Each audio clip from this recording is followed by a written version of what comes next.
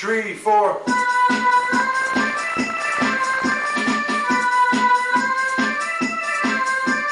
J'oublierai jamais de typer la cellule.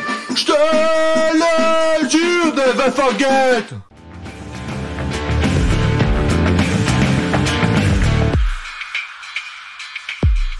Bonjour à tous et bienvenue sur le podcast hebdomadaire de la cellule. Et oui, Patrick, ça commence comme ça, il n'y a pas de fioriture. Ça commence, c'est tout. Patrick, Ça va la pêche ? La pêche. Patrick, on a eu déjà l'occasion de t'entendre dans les interviews pour Eclipse. Tout à fait, c'est ça. Petits jeux. Est-ce que tu pourrais te représenter pour les auditeurs qui n'auraient pas suivi ces interviews extraordinaires ? Eh bien, on va dire créateur débutant. Oh.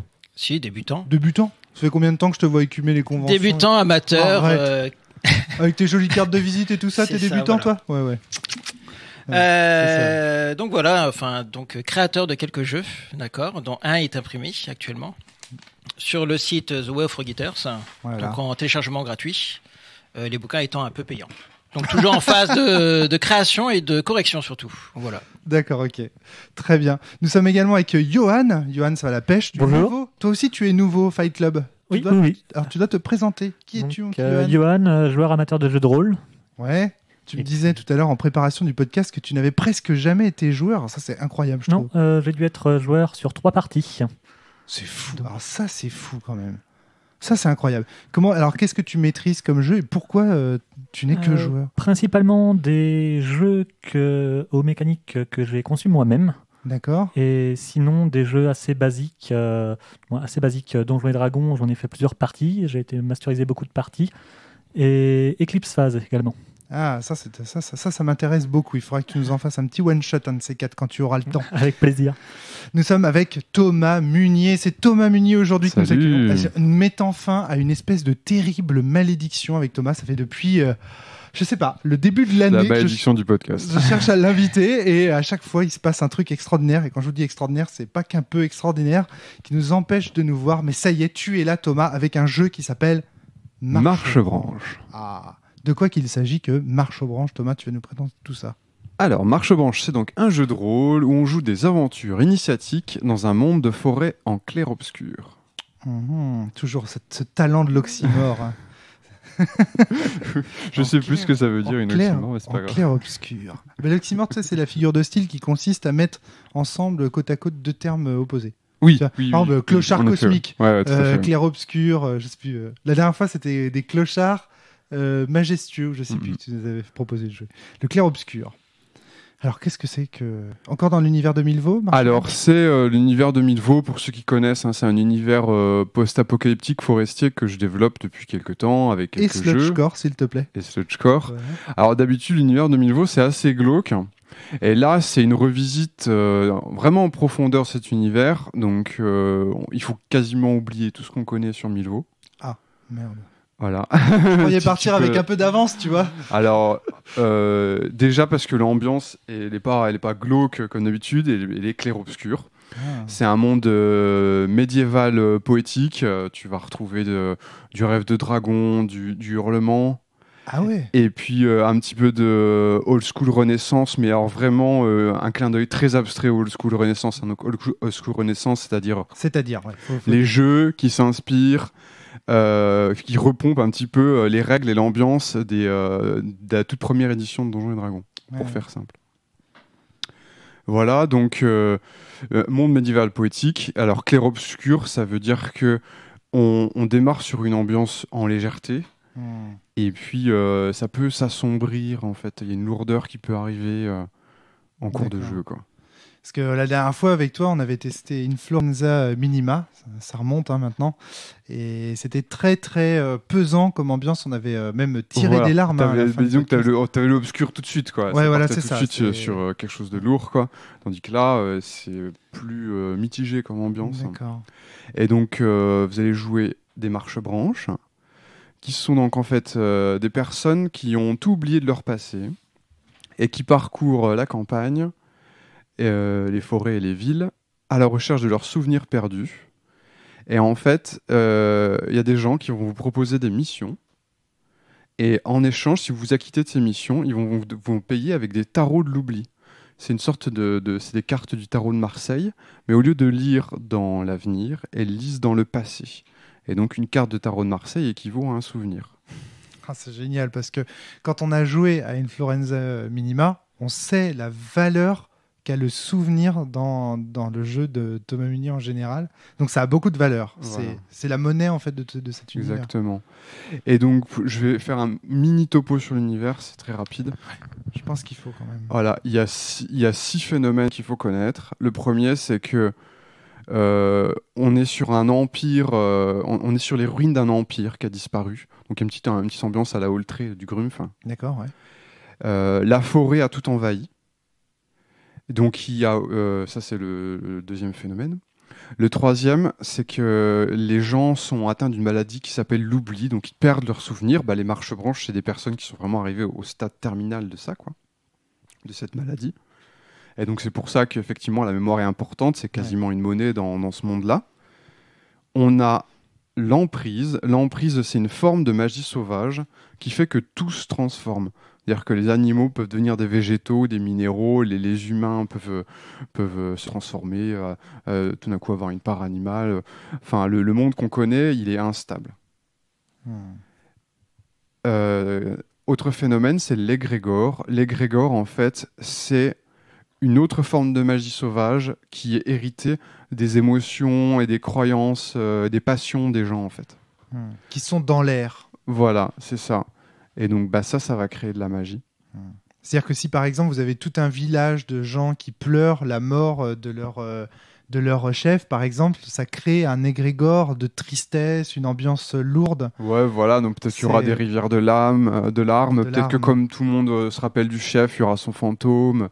Ainsi de suite. Il peut y avoir plein de choses liées à ça, quoi. C'est une sorte d'inconscient collectif qui se manifeste dans l'univers de Milvaux. J'adore ce principe, en fait. Je suis fan. Et pour finir, on a les Horlas, qui sont des créatures fruits de l'emprise et de l'égrégore. Bon, voilà, c'est les 6 choses qu'il faut connaître sur l'univers. De toute façon, tout le reste est très émergent. Il n'y a pas d'univers prescrit. Donc c'est à la fois des tables aléatoires et puis l'imagination du MJ et des joueuses, quoi, qui va un petit peu plus détailler l'univers à partir de cette base-là. D'accord, ouais. Le système de jeu, le système de résolution, tout ça, est-ce que tu pourrais nous en parler rapidement ? C'est un système classique. Tu vas être MJ ce soir ? Oui, je suis MJ. Je contrôle donc le décor, les figurants, et vous contrôlez juste votre personnage. D'accord. Et éventuellement, si vous avez des compagnons, vous contrôlez aussi vos compagnons, quoi. D'accord, ok. Au niveau du système de résolution, je vois qu'il y a de la force, des qualités, des vocations. Qu'est-ce que c'est que tout ça ? Alors, le système de résolution, en fait, tu as effectivement, au début que vous avez créé vos personnages, on va définir un certain nombre de paramètres, son âge, son genre, est-ce que c'est un humain, un animal humain ou un animal intelligent. Il peut être valide ou avoir un handicap. Dans ces cas-là, s'il a un handicap, il sera accompagné soit d'un compagnon, soit d'un objet qui est dédié à compenser en fait son handicap dans un monde qui est conçu pour les valides. Et puis effectivement, tu vas te choisir une qualité. Il y a le cœur, la force, l'âme, l'esprit. Alors il n'y a pas de chiffre derrière tout ça, hein, c'est purement narratif. Je vous donnerai des petites cartes en fait qui décrivent ce que chaque qualité peut faire. Et vous allez aussi vous choisir une vocation, donc ça peut être le voyage, l'artisanat, le spectacle ou la magie. Et pour finir, on choisit un domaine de prédilection qui est un métier un peu plus précis qu'on sait mieux faire que le reste, quoi. Ok, il va falloir que tu et donc ça, si tu veux, ça définit le rayon d'action de ton personnage. C'est l'étendue de ce que ton personnage peut faire, quoi. Et ça permet de savoir si un personnage peut tenter ou ne peut pas tenter une action. D'accord, ok. Et après, c'est sans dé, je veux dire, c'est-à-dire s'il y a un dé, en fait. Il y aura des moments où, si tu veux, le simple fait de prouver au MJ que tu peux tenter l'action, bah voilà, tu le fais, quoi. Des fois, le MJ va dire oui, tu peux le faire, mais peut-être qu'il y aura un prix à payer. Et l'autre cas de figure, c'est oui, tu peux le faire, mais la réussite est incertaine. D'accord, ouais. Et dans ces cas-là, en fait, c'est une action de groupe. C'est-à-dire que celui qui a eu l'idée de faire l'action, il demande l'aide des autres. D'accord. Donc tous ceux qui peuvent l'aider, en fait, vont rajouter un point au seuil de réussite. D'accord. Donc là, vous êtes êtes 3 joueurs. Vous êtes 3. Donc le seuil de réussite, c'est 2 par personnage, mais maximum 4. Donc en fait, que vous soyez 2 ou 3 à faire une action de groupe, ça change rien à votre seuil de réussite. D'accord. Et tu jettes en fait, celui qui menait l'action, il peut décider de pas lancer le dé. Et en échange, il encaisse une noirceur. Une noirceur, c'est un handicap en fait. Sachant que quand vous commencez, vous êtes niveau 0.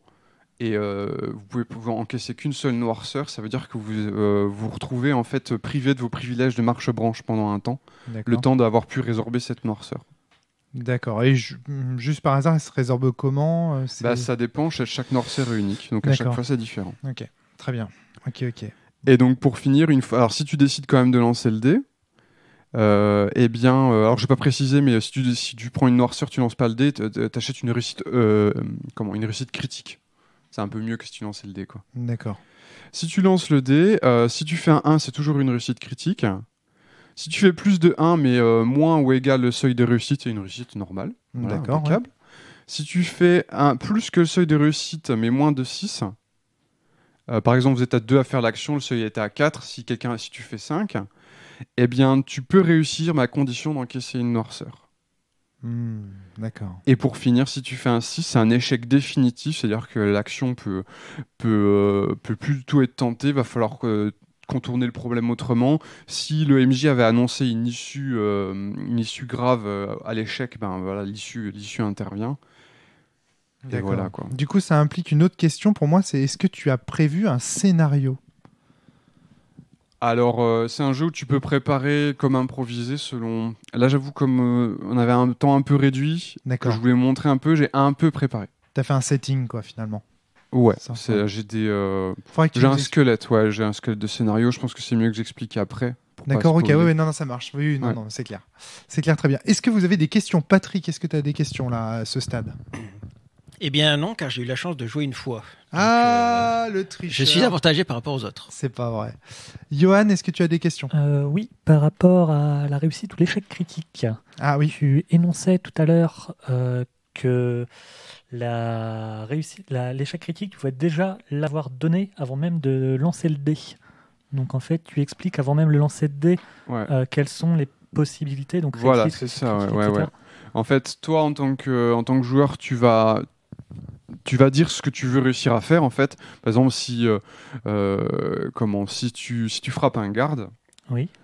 Suffit pas de me dire je frappe le garde, en fait. Je vais avoir besoin de savoir ce que tu veux obtenir comme résultat. Je veux l'assommer, ou alors je veux le faire crier, ou je veux juste l'étourdir pour un petit peu le vexer. Enfin, c'est à toi de me dire ce que tu veux, quoi. Oui. Donc ça, en fait, c'est un peu toi qui définis la réussite. Et moi, par contre, ça dépend des cas, mais il y a des fois, je dis, je te préviens, si tu échoues à ce garde, il va appeler tous ses copains, quoi, par exemple. D'accord, donc la liberté, tu sais par avance ce aux qui joueurs, se passe en cas d'échec, quoi. D'accord. Ouais, c'est vrai que c'est une question intéressante. Nous, on a tellement l'habitude maintenant de laisser en fait le joueur décrire. Enfin, moi, je pensais bien que c'était ça, quoi, que tu laisses le joueur décrire, mais c'est vrai que dans une forme de jeu plus classique, c'était vraiment le MJ qui disait. C'est vrai que c'est une question qu'on peut se poser effectivement. Alors, on est prêt là, Thomas ? On peut y aller ? On y va ? Moi, je suis chaud. On va marcher aux branches. C'est parti. À tout de suite.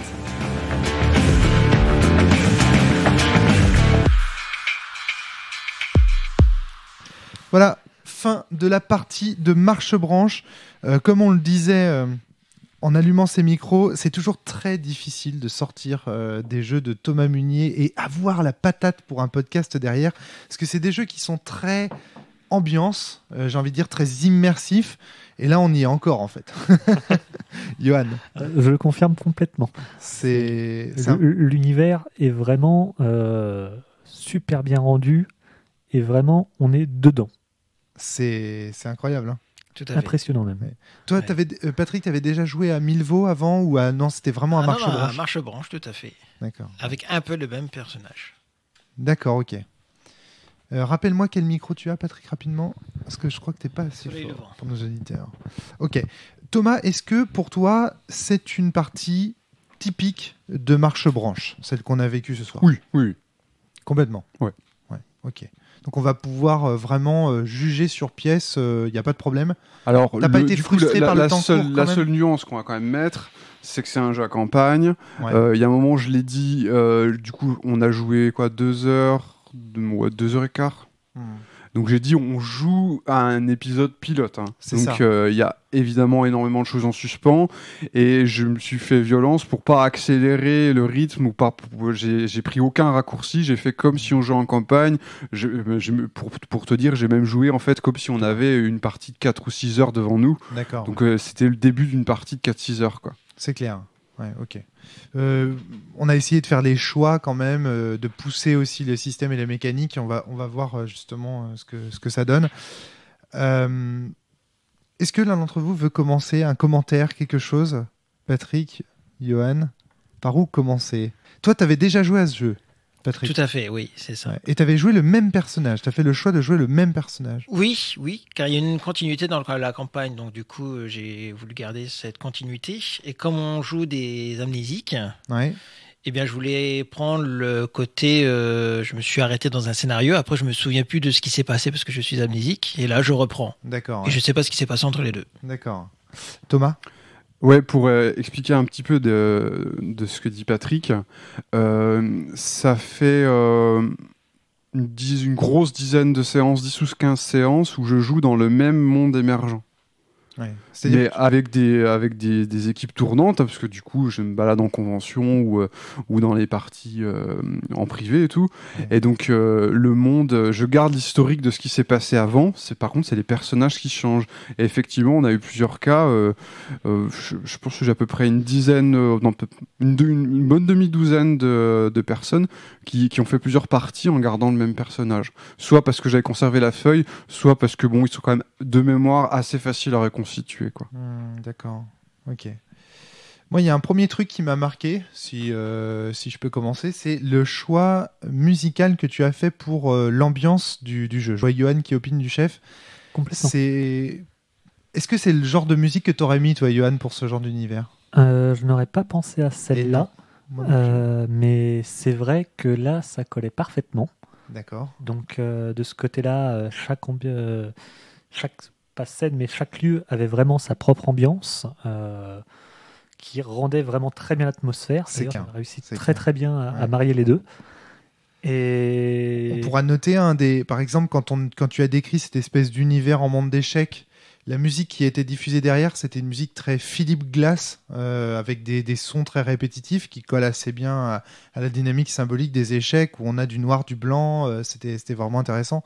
Là, à la fin, comme à ton habitude, pour décrire le grand seigneur noir, tu nous as mis une musique, je vais pas dire sludgecore, mais très rock C'était du déstructuré. post-rock bien Déstructuré, sombre. voilà, Ouais. c'est ça. Ça, c'est typique de Thomas Munier. Si vous connaissez son ouvrage Jeu de rôle sombre, musique sombre, pardon, pour jeu de rôle sombre, c'est vraiment le genre de conseils musicaux qu'il peut donner. Thomas, tu veux? Je voulais juste rajouter un petit mot au sujet de la musique, parce qu'en fait, la nouveauté que j'ai utilisée pour cette partie, c'est que j'ai fait donc des playlists pour tous mes jeux. Donc il y a une playlist qui est pour Marche-Branche. C'est-à-dire que si on va sur le forum Milvaux sur Terres étranges, donc tu as un sujet, c'est playlist Marche-Branche, et il y a de mémoire une 50aine d'albums. Donc c'est des liens en fait vers des albums en écoute intégrale, légale et gratuite. Gratuite, ouais. C'est des liens vers des albums qui sont sur le catalogue de musique en ligne Bandcamp. D'accord, ok, ouais. Donc pour certains, c'est des albums qui faisaient vraiment partie de mes favoris avant que je découvre qu'ils étaient sur Bandcamp. Et puis j'ai aussi fait un gros travail de recherche aussi après, c'est-à-dire que je me suis écouté tout un tas de trucs sur Bandcamp. Et donc il y a vraiment eu un travail de composition, c'est-à-dire que j'ai composé cette playlist comme un musicien aurait composé une bande originale, quoi. Ouais, ça se sent. Johan. du coup, là j'ai une petite question. Donc, on a visité des lieux auxquels on n'aurait pas forcément eu accès de par nos choix.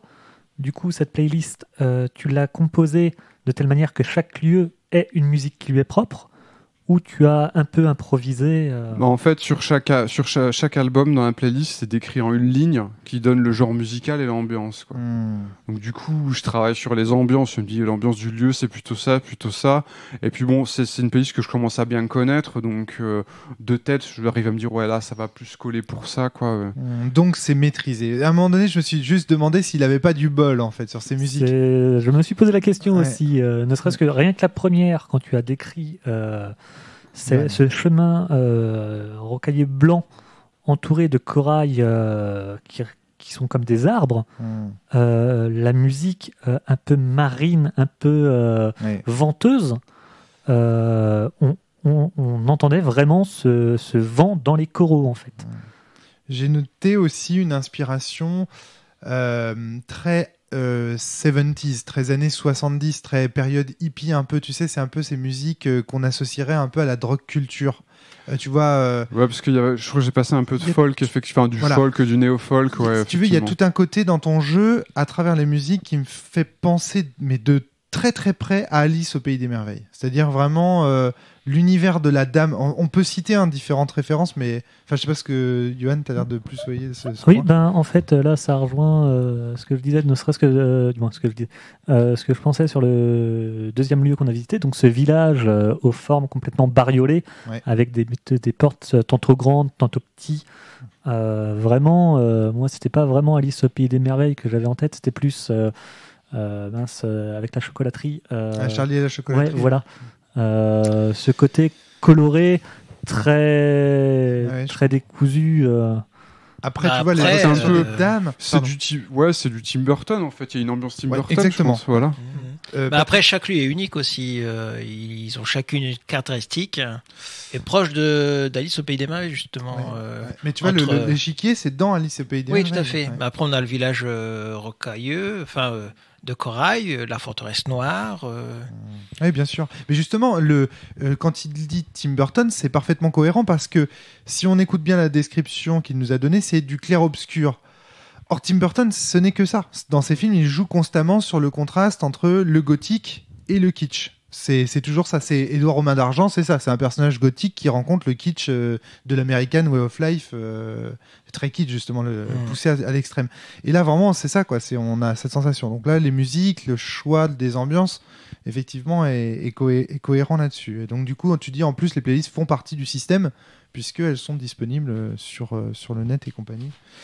Donc, ok. Ça aussi, ça vous a marqué, hein, Patrick, la musique. Je suis un peu hermétique à la musique, donc.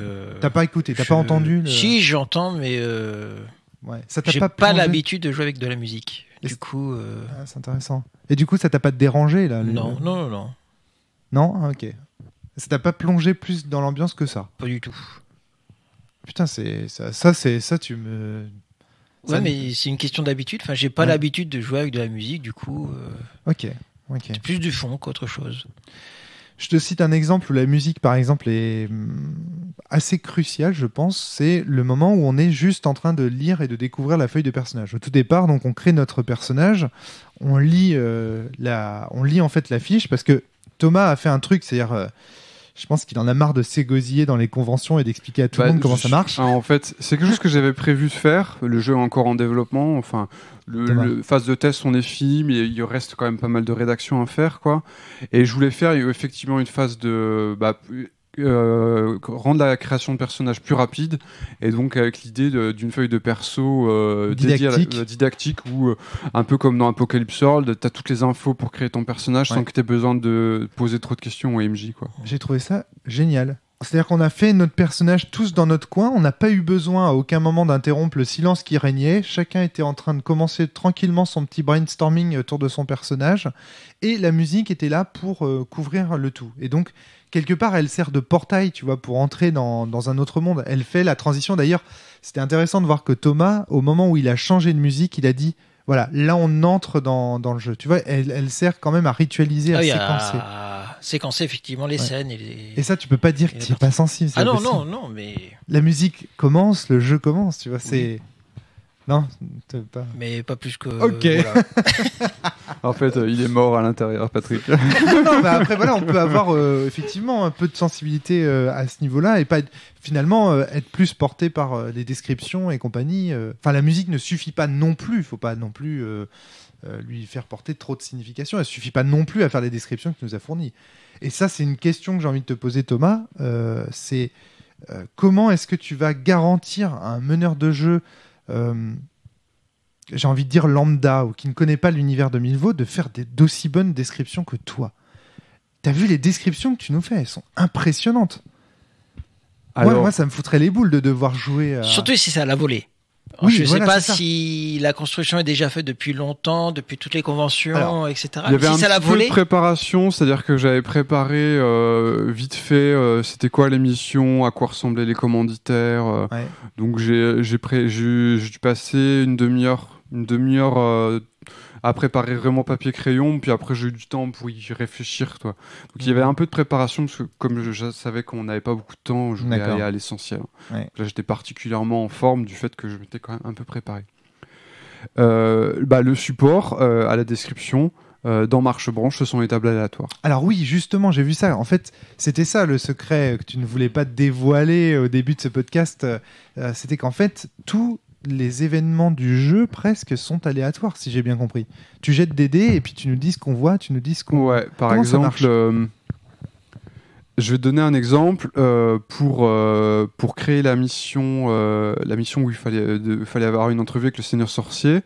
J'ai tiré ce qui s'appelle une situation dramatique.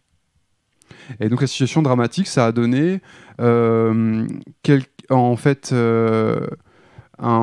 quelqu'un qui se fait refuser quelqu'un qui se fait un amoureux se fait rejeter par la personne qu'il aime, D'accord. et du coup il devient un monstre. D'accord. Et donc du coup ça a donné que le Seigneur Sorcier était un Tu monstre. pourrais nous en tirer un autre au hasard là si tu as une Ouais, fiche hop, je tire qu'on une situation puisse avoir dramatique. Voilà, donc il Hop. lance 3 dés, un dé blanc, un dé rouge et un dé bleu. Je sais pas si ça a Ouais. de l'impact. Si, parce que c'est comme ça, j'ai dit dans l'ordre bleu, blanc, rouge. D'accord, ok. Tout bêtement. très républicain. Voilà. Voilà. C'est ça. En ce moment, on a choisi un nouveau président, alors ça y est quoi. Alors, tiens, c'est à nouveau le diable. Parce que les situations dramatiques, tu peux t'en servir aussi pour les tarots. Donc, D'accord, quand ouais. Comme j'ai on a tiré. tiré ton souvenir avec un tarot, on avait tiré On va une en situation parler. dramatique. C'était le diable aussi. Faudrait qu'on Et explique donc ça. là, c'est une personne veut tuer une divinité Orla réputée comme étant le gibier le plus prestigieux du monde. Donc en fait, quand on rencontre un personnage, tu tires une situation... Pas forcément. Pas forcément. Pas forcément, ouais. C'est le béaba, on va dire, pour tirer une mission, c'est tu tires une situation dramatique. Mais il y a plein d'autres façons, en fait. C'est-à-dire que tu vas jamais générer... une situation, tu peux la générer de plein de façons différentes. Donc c'est expliqué. Hein. Donc ça permet D'accord. d'amener de la nouveauté, quoi. Ok. Donc il y a des tables pour les figurants, pour les décors. Tu peux tirer une table. En fait, Colombe elle rendait les gens sereins, parce qu'il y a une table des émotions, en fait. Et donc la D'accord, table ouais. disait qu'elle inspirait la sérénité. D'accord, ok. Ainsi de suite. Il y a une grosse vingtaine de tables. Johan. Du coup, est-ce que tu préconiserais à un maître du jeu débutant de tirer les dés à la volée comme tu l'as fait en cours de partie, ou bien Attention de le faire micro. ça en Trépote le micro. Non. ou bien de faire ça en amont pour justement ne pas être pris au dépourvu par une... Alors, ce que j'explique dans la base de jeu, c'est que ça va dépendre de comment tu le sens. Si tu as envie d'une aventure très étoffée, avec notamment les 3 missions, tu peux mettre des rebondissements, des intermissions. Par exemple, il y a un moment, quelqu'un qui vous demande de rendre la justice. Ça, c'était une intermission. Et que effectivement, tu débutes, tu vas avoir intérêt à préparer un maximum de choses à l'avance. Moi-même, je l'ai fait sur cette partie. Si par contre, au contraire, tu voudrais que les choses soient spontanées, éviter de les figer, maximiser la liberté d'action des personnages, qui est plein de façons différentes de résoudre un même problème, tu vas plutôt tout improviser, faire que des tirages tout le temps, mais peut-être que tu vas faire moins de tirages. Hein, et rendre les choses plus simples. Au lieu d'avoir 3 missions, tu n'auras peut-être que 2, tu vois. Tu vas simplifier les péripéties, quoi. Donc ça, c'est un choix à faire. D'accord. Le choix n'est pas imposé par le nombre de joueurs. Je me suis posé la question à un moment donné. Je me suis demandé s'il y avait 3 cartes parce qu'on était 3 joueurs. Non, il y a Non. tout, la base, c'est 3 missions. Après, Ah, si d'accord. tu, Ok. après, c'est une question de rythme. Si tu veux que ce soit plus simple, tu vas faire que 2 missions. J'ai un MJ qui faisait un truc plus à la carte où dès le départ, tu avais 5-6 missions et il n'y en avait pas des nouvelles qui apparaissaient. Tu avais 5-6 missions, puis tu les égrenais comme tu voulais, quoi. D'accord, ok. Patrick, tu voulais dire quelque chose? Ok. Non, juste qu'en tout, on en a eu 4 de missions et que la complexité, c'est que plus on en a, enfin, plus on les résout et plus elles se complexifient. Plus elles deviennent difficiles. Hein. Ça, c'est vrai que c'est quelque chose qu'on n'avait pas très très bien compris au départ. Nous, ce qu'on pensait, c'est que... Alors, donc, je vous explique. Grosso modo, on rencontre des PNJ dans un village. Chaque PNJ nous donne une mission et en échange de cette mission, de l'accomplissement de sa requête, il nous donnera un tarot. Tarot dont au départ, on ne sait pas très bien... Enfin, en tout cas, moi, je ne savais pas très bien ce qu'il faisait. On verra par la suite qu'ils sont hyper importants. Donc... chaque PNJ nous propose une mission. En gros, on a 3 quêtes. Hein. On a vraiment un petit peu, ça m'a fait penser vraiment beaucoup, tu sais, à ces RPG en monde ouvert qu'on trouve beaucoup, comme The Witcher ou ce genre de choses. On a 3 quêtes à faire. Le problème, c'est que on sait dès le départ, parce que c'est une règle du jeu, que si on effectue jusqu'au bout l'une de ces quêtes, les 2 autres vont se complexifier et vont devenir plus difficiles à réussir. Alors ça, justement, comment tu détermines qu'une quête est plus difficile à réussir, d'ailleurs, Thomas? C'est qu'elle demandera peut-être plus de jets de dés ou plus de... Bah, la situation va devenir plus critique. On va prendre l'exemple de la partie. Il y a un moment où vous accomplissez une mission et donc une des autres missions qui est en suspens empire. J'ai décidé de faire empirer la mission où il fallait aller retrouver le père de la petite fille qui s'appelait Colombe. Il fallait retrouver son père qui était devenu un monstre. Et en fait, j'ai empiré dans le sens où jusqu'à présent, en tant que monstre, il avait rien fait d'horrible. Donc il était encore facile à sauver, on pouvait le faire devenir humain plus facilement. D'accord. Mais là, comme vous aviez perdu du temps sur autre chose, eh bien, il allait se mettre à tuer des gens sous les ordres du Seigneur Sorcier. Donc ça, c'est le premier point, c'est qu'il y a une justification narrative. C'est-à-dire que, j'ai envie de dire, oui, dans parce que l'histoire... vous êtes maudit. C'est pour ça que les missions empirent quand vous en résolvez une. Mais les mécaniquement, est-ce que tu tu as une solution mécanique pour augmenter cette difficulté, tu vois?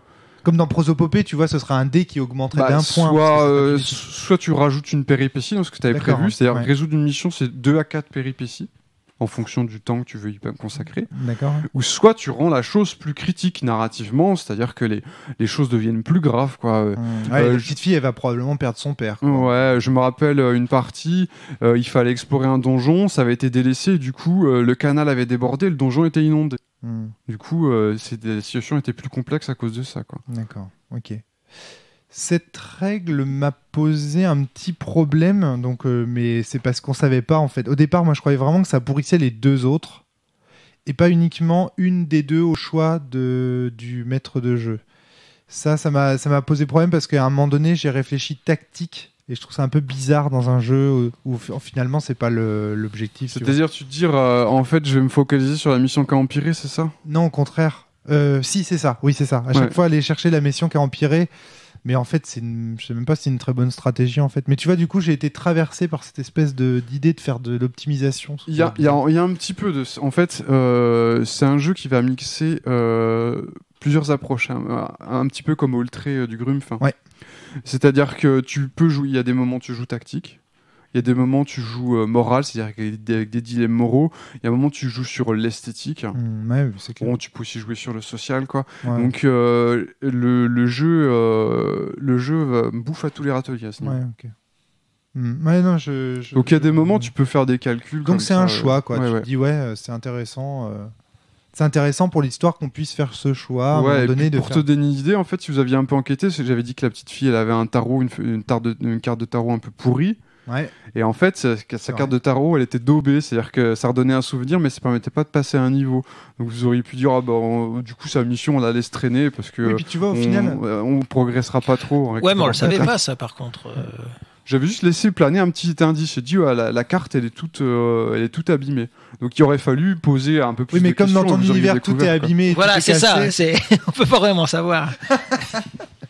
Non, mais en tout cas, il y a un moment donné où clairement on avait un choix stratégique qui pouvait s'imposer et où finalement on a choisi de céder la stratégie. C'est le choix du cœur. Exactement. C'est ce que j'allais te dire. Au cœur, finalement, à se dire, bah non, moi, mon personnage se sent plus investi dans cette mission-là parce que j'étais moi-même, en fait, un monstre redevenu un humain et donc j'avais envie d'aider cette petite fille à faire en sorte que son père connaisse la même destinée positive que moi. Donc, au final, ouais, d'accord, ok. Mais c'est marrant d'avoir cette opposition. Johan, tu Parce que voulais prendre moi quoi non plus, la question ne s'était même pas posée sur le fait que la carte pouvait être altérée. J'étais exactement carte dans la même altérée, situation que toi, Ouais. à savoir, moi, cette petite fille et son père, on y était liés en fait. Toi, de par, comment ça s'appelle, ta nature, Ouais, tout et à moi, par le fait que l'art qu'il faisait me parlait complètement. Ouais. Donc à partir Ah de oui, là, putain, c'est vrai. Parce que aucun- ton personnage est un Un artisan du bois. sculpteur, ouais. voilà, Un et, sculpteur et du son bois. père est un Et sculpteur. le père de la petite fille faisait aussi des sculptures. Ouais. c'est Voilà. ça, c'est clair. donc à Tous deux aucun- ébénistes. à On a- aucun moment, je ne me voyais Lâcher mettre l'affaire. cette quête au second plan pour faire une autre. Donc Après- c'est l'espèce que tu cherchais, le mot. C'est pas la nature, c'est l'espèce. Espèce, on peut être humain, animal, un homme bête, ou alors une bête carrément. Patrick jouait un corbeau. Tout Un à corbeau fait. qui parle, Voilà. chevauchant un renard. Comme dans Le Corbeau et le Renard. Exactement. C'était intéressant, n'empêche, de jouer, de devoir imaginer ce personnage qui n'est pas humain. Et du coup, ses capacités aussi sont différentes malgré tout. Oui, parce que Tu peux là, la grande, t'envoler, tu peux. la grande question, c'était par rapport au bâton, parce qu'on est censé se balader avec un bâton de marche. Ouais. En tant que corbeau, c'est compliqué. Ouais. Bon, du coup, j'ai transformé en attelle. Mais bon, c'est pas simple non plus. Mais ouais. Après, tu peux faire en sorte que ton loup, enfin ton renard, porte le bâton, ou je sais pas. Mais c'est vrai que c'est. Ouais, c'est ça. Les un peu bizarre. marche-branches animaux, ils doivent toujours avoir des petites astuces pour réussir à avoir le bâton sur eux. Quoi. J'ai en tête cette image dans Castlevania X, grande référence du jeu vidéo. Il y a donc quand on se transforme en loup et qu'on est donc le personnage d'Alucard, le loup en fait porte en bandoulière autour des pattes l'épée en fait du vampire. J'ai toujours trouvé ça classe en fait, ce petit détail. Et donc j'imaginais ça un peu comme ça aussi pour ton personnage. C'est voilà, ça peut effectivement ça peut être un souci. Et toi donc tu étais un humain, Johan. Exactement, Sculpteur. un peu un Geppetto à sculpter tout ce qu'il voit. Au niveau de l'âge, vous aviez choisi quoi? Et pourquoi vous l'avez fait? Ça m'intéresse. Bon, moi, j'ai pris mystérieux. Bah oui, normal. Voilà, Ouais, normal. normal. Ouais. Pourquoi t'as choisi, ça fait ce choix? On dit normal, mais après tout. Parce Non, que mais un normal corbeau, parce que c'est un difficile. corbeau Bah oui. mystérieux, énigmatique, surtout avec Maître Renard. Ouais. Donc voilà. C'est difficile d'évaluer l'âge d'un corbeau. C'est tu vois, ça. On n'est pas tous Non. zoologistes. Et toi, t'avais pris quoi comme âge? Vieillesse. Pourquoi t'as choisi ça? Déjà, j'ai l'habitude, j'ai l'habitude beaucoup d'imaginer des personnes anciennes avoir cette perte de mémoire. Ah oui, d'accord. Et Ouais. puis, je trouvais qu'il y avait quand même beaucoup plus, c'était beaucoup plus facile de travailler sur la mémoire avec une personne vieille qu'une personne jeune. Ah. Ah, Oui, parce que t'as beaucoup plus de richesse, puisqu'il y a beaucoup plus de passé derrière toi. voilà. D'accord.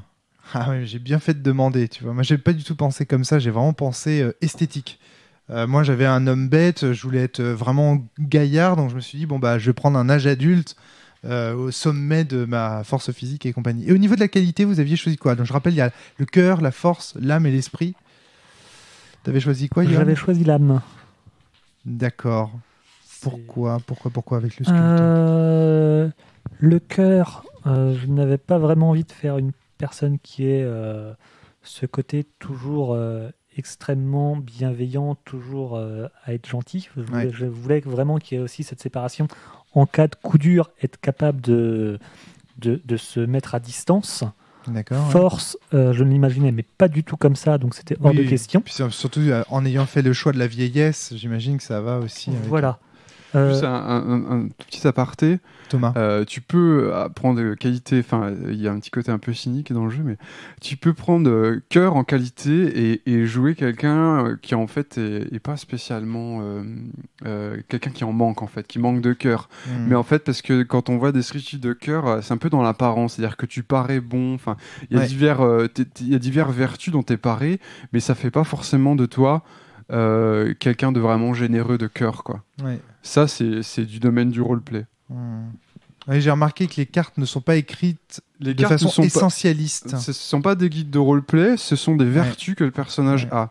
Donc par exemple, bon, on va pas toutes les faire, mais toi, t'avais âme. Donc par exemple, tu peux le jouer comme étant quelqu'un de mystique, mais ça c'est du roleplay. L'âme ne dit pas ça, elle dit que tu peux détecter les esprits, que tu peux apaiser les personnes tourmentées, tu vois.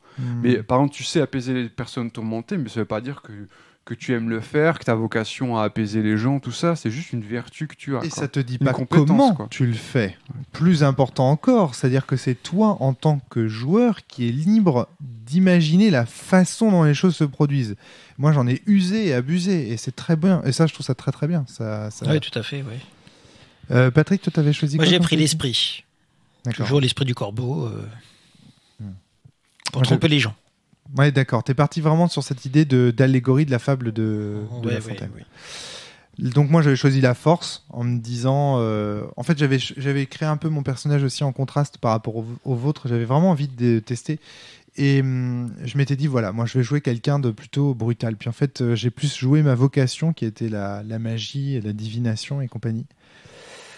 Et donc justement quelle était votre vocation vous Patrick? Moi, c'était le voyage. ouais, Côté voyageur, le voyageur de l'oiseau, Ouais. tout simplement. Et toi Yoann, t'avais pris quoi? Artisanat. Et pourquoi? Ah oui, pour la sculpture. En fait, non, c'est oui, d'une part, et puis parce que déjà j'avais déjà imaginé le bâton avant même d'avoir vu ça. D'accord, ouais. Et puis voyage ne m'intéressait pas, je le voyais plus en fait vagabonder dû à cette perte de mémoire, donc avoir une vie très posée, très calme et vagabonder.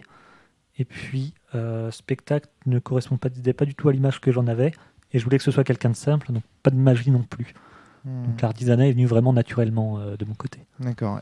Alors, est-ce que vous n'avez pas trouvé que cette façon de créer le personnage était à la fois très simple et en même temps très évocateur pour le personnage, très riche? Je sais pas, non? Ça vous a pas marqué, vous? Les possibilités, quand on y pense, donc déjà, on voit la qualité et la vocation, donc on choisit parmi les 4. Donc là, déjà, on a un premier choix qui est fait. C'est après qu'on voit, entre parenthèses, réfère-toi aux 4 cases pour savoir ce que permet chaque vocation. On lit, et là, on voit vraiment tout les le cartes. détail qu'on peut avoir. Et là, on se rend compte qu'effectivement, C'est abyssal, en fait. Voilà. Ça oriente bien quand même sur le... Ça, je trouve ça vraiment vachement bien. Sur le coup, quand tu vois le truc, tu fais « Ah, c'est un peu simple, ça va pas être très riche. » Et en fait, C'est ça, oui. c'est pas le cas. C'est assez riche, au final. En plus, ça nous incite assez à briser, je trouve, les... C'est ce qui fait des personnages attachants, c'est aussi le fait, par exemple, un mec super fort, mais en fait, c'est un magicien qui lit dans les cartes. Tu vois. Enfin, le côté contrasté, comme tu dis, le clair-obscur, bah, il naît aussi de ça, des contrastes qu'on peut créer. Et je trouve que c'est un Dans jeu les qui nous premières incite un peu à le faire. versions, en fait, si tu voulais être mage, il fallait forcément prendre esprit, tu vois. Oui, non, surtout pas. Voilà. Oui, et surtout donc, après, j'ai décoré pareil, la prédilection, ton domaine de prédilection, il fallait forcément que ce soit lié. Si tu étais artisan, tu pouvais prendre que des domaines de prédilection d'artisan. Ah oui, dommage. Et donc, j'ai décorrélé parce que du coup, ça permet d'avoir tu peux faire un personnage, tu peux rester dans un personnage qui est vraiment dans l'incohérence. Alors, je suis un artisan fort, j'ai pris un domaine de prédilection d'artisan, tu vois, hyper spécialisé, ou tu peux faire quelqu'un de plus contrasté. Ouais. Alors, ce qui est génial, c'est qu'en plus, jouant des amnésiques, on est constamment dans l'enquête de soi-même aussi. Et ce que je trouve rigolo, c'est que dans ce jeu, alors, il y a ce problème de l'amnésique. Comment faire en sorte que des joueurs puissent jouer des amnésiques? Et je trouve que ce jeu, il répond très très bien. Parce qu'il y a une forme de synesthésie entre le joueur qui se demande comment il va incarner ce personnage qu'il a créé de façon... parce que c'est quand même un personnage de papier, tu vois, au sens de Vampire la Mascarade. C'est-à-dire qu'on le crée un peu sur le pouce, quoi, en 5 minutes. Mais au final, comme c'est un amnésique et qu'on ne sait pas nous-mêmes comment le jouer, on s'interroge sur la façon de jouer ce personnage, comme j'imagine lui-même s'interrogerait sur la façon dont il se perçoit. On est un peu comme dans ce cas des films où le mec regarde son corps puis il se dit « Bon, je sais faire quoi là? Ah oui, je sais taper. » C'est un peu comme dans les bournes, là, Thomas. Oui, puis c'est une application en fait d'une phrase de Gary Gygax qui est « Le background d'un personnage, c'est ce qui lui arrive entre le niveau 0 et le niveau 6. » C'est de dire que en fait ton roleplay tu vas pas le construire d'avance, tu vas le construire après coup, notamment parce qu'il va arriver au personnage, quoi. Oui, mais pour autant dans ce jeu, fictionnellement parlant, ce n'est pas le cas, parce que tu hérites d'un personnage qui va non pas apprendre de nouvelles capacités, mais découvrir les capacités qu'il avait avant. Ouais, c'est vrai, parce que quand tu gagnes un niveau, en fait, ça. c'est un niveau que tu avais perdu à une époque. Exactement. Ouais. Ça, j'ai trouvé ça vraiment Tu intéressant. retrouves en fait des anciennes capacités que tu avais. C'est ça. C'est la première fois que je vois un jeu comme ça où la progression, c'est finalement redécouvrir ce qu'on a perdu. Et tu peux même changer de classe en passant de niveau. Je t'avais proposé de changer de classe si tu voulais. Mais en fait, c'est parce que le personnage régresse en quelque sorte. C'est-à-dire qu'il revient à une chose qu'il faisait avant. Et quoi. ouais, ça c'est fascinant. D'ailleurs, t'es artisan, tac, Donc- tu deviens voyageur en passant de niveau. C'est parce qu'en fait, avant d'être artisan, Alors, voilà. t'as été voyageur. quoi. C'est ça. Alors c'est le moment d'expliquer les tarots. À quoi ils servent ces tarots? Pourquoi est-ce qu'on cherche ces tarots et compagnie? Alors, donc, les personnages sont Comment à la recherche de leur vie perdue. Exactement. Bon, et il y a une chose que j'ai omis de préciser, mais c'est aussi, en fait, si tu désintéresses des tarots, tu dis, bah, je m'en fous de mon passé et tout, tu souffres d'une maladie qui s'appelle le manque. Et en fait, si tu omets de récupérer des tarots, eh bien, tu vas attraper de la noirceur. Donc, il y a un truc qui pousse aux fesses, si jamais... Et ça si- t'est déjà arrivé d'avoir usage de ce truc qui pousse aux fesses? De cette contrainte-là? Je pense que ça, c'est un truc sur de la campagne, en fait. D'accord, ouais. C'est-à-dire si à un moment tu te rends ah non mais les quêtes elles sont trop dures machin on veut pas les faire ou alors on a nos trucs perso qu'on veut faire en priorité ouais ok tu peux essayer mais je te préviens tu vas prendre des noirceurs parce que en fait en théorie si t'as pas chopé un tarot par si t'as pas chopé un tarot par partie tu as une noirceur. Ouais, mais d'un autre côté, quand les tarots, c'est des points d'expérience aussi. Donc quand tu Ouais, récupères un tarot j'explique un peu en détail Ah bah oui, je la veux. mécanique. Ah Ok. oui, c'est obligatoire. Donc, le maître de jeu va tirer une situation dramatique. Donc, la situation dramatique, j'en ai donné plusieurs exemples. Quand on a fait ton passage de niveau, c'était la situation dramatique, c'était mis le diable, un meurtre, un change. Alors, grosso modo, le texte de souvenir, c'était un change-forme. Un change-forme en fait tue le conjoint de la personne qu'il aime pour Ça, tu l'as prendre sa tiré au place. dé. Tu l'as tiré au Ouais, dé. voilà. Voilà. Le sens de la carte qu'on va tirer est tiré au dé sur une table, mais tu as quand même des trucs qui sont associés au diable, tu vois. Enfin, tu Oui, c'est-à-dire que tu c'était tires parmi différents c'était types de cartes le diable. diable Voilà. et tel souvenir que je viens de donner. Et donc, du coup, tu décris à quoi ressemble le tarot dans la fiction. Et là, j'avais dit, tu sais, c'est la carte du tarot du diable, mais elle est un peu spéciale. C'est qu'en fait, on voit un couple marié, une femme en robe de mariée et un homme. Et en fait, l'homme, il a une queue et des sabots de diable.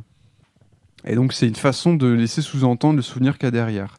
Et ensuite, je tire au dé pour savoir si la carte est à l'endroit ou à l'envers. En fait, dans le cinéma, un tarot, quand tu le tires à l'envers, c'est-à-dire le dessin de tête bêche, c'est mauvais présage. C'est-à-dire que tu peux tirer le diable, si tu le tires à l'endroit, c'est bon présage, en fait. Ah, d'accord. Oui, tout à fait. Tandis que si tu le tires à l'envers, c'est mauvais présage. Donc, chaque carte, en fait, peut être positive ou négative. Et en termes de... Qu'est-ce qui se passe, en fait, quand tu tires une carte à l'endroit, bon présage, ça veut surtout dire que là, le MJ, il va te révéler la base de souvenirs, et toi, tu complètes le souvenir. Donc, il faut savoir que ton personnage y a joué un rôle, parce que c'est son souvenir, après tout. Tu choisis le rôle que tu avais dans ce souvenir, et du coup, tu peux décider d'avoir le beau rôle, en fait. Toi, en l'occurrence, tu avais dit que... J'étais le frère, le frère du marié qui s'est fait assassiner. Voilà. Et du coup, tu avais révélé la tromperie. La tromperie, Du que en fait, c'était un monstre qui avait pris la place du mari, et tu lui avais donné la chasse. Donc, tu avais choisi de te donner le beau rôle. Bon, tu aurais pu te donner un rôle plus négatif, mais c'est... Juste un point, du point de vue de la fiction, est-ce que vous voyez la signification que peut prendre cette chose? Le méchant que nous décrit Thomas à la fin, qu'est-ce qui l'entoure? Des corbeaux. Des corbeaux, tout à fait. Oui, je voyais une référence un peu à mon histoire. Bah oui, parce que tu es le frère de ce méchant quelque part. Il te Peut-être, guide. on ne sait pas. Oui, mais tu vois ce que je veux dire, et tu provoques un mariage. Il y avait moyen de raccrocher des fils. Voilà. Il y a moyen de raccrocher. Ça fait partie des conseils de maîtrise. Ouais. C'est au fur et à mesure de la campagne, quand vous voyez des similitudes, parce que les tables aléatoires font qu'il y a énormément de similitudes en fait. Il y a des trucs qui reviennent. Et du coup, on voyait des similitudes. Au fur et à mesure de la campagne, on donne du sens. Il n'y a pas rétroactivement de à des événements. coïncidence en fait. Il n'y a jamais de coïncidence C'est ça. à cause de l'égrégore notamment. Et donc du coup, faut Ouais, ça se trouve, il y aurait eu des trucs. C'est intéressant, hein. C'est intéressant, ça, je trouve. Alors, je poursuis vite Thomas, fait je avec t'en la carte. Et donc, s'il avait été tiré à l'envers, en fait, c'est le maître de jeu qui raconte le souvenir. Et donc là, en l'occurrence, il peut être le plus vache possible, dire, bah en fait, le meurtrier change forme, c'était toi, tu vois. Enfin, tu vois. D'accord.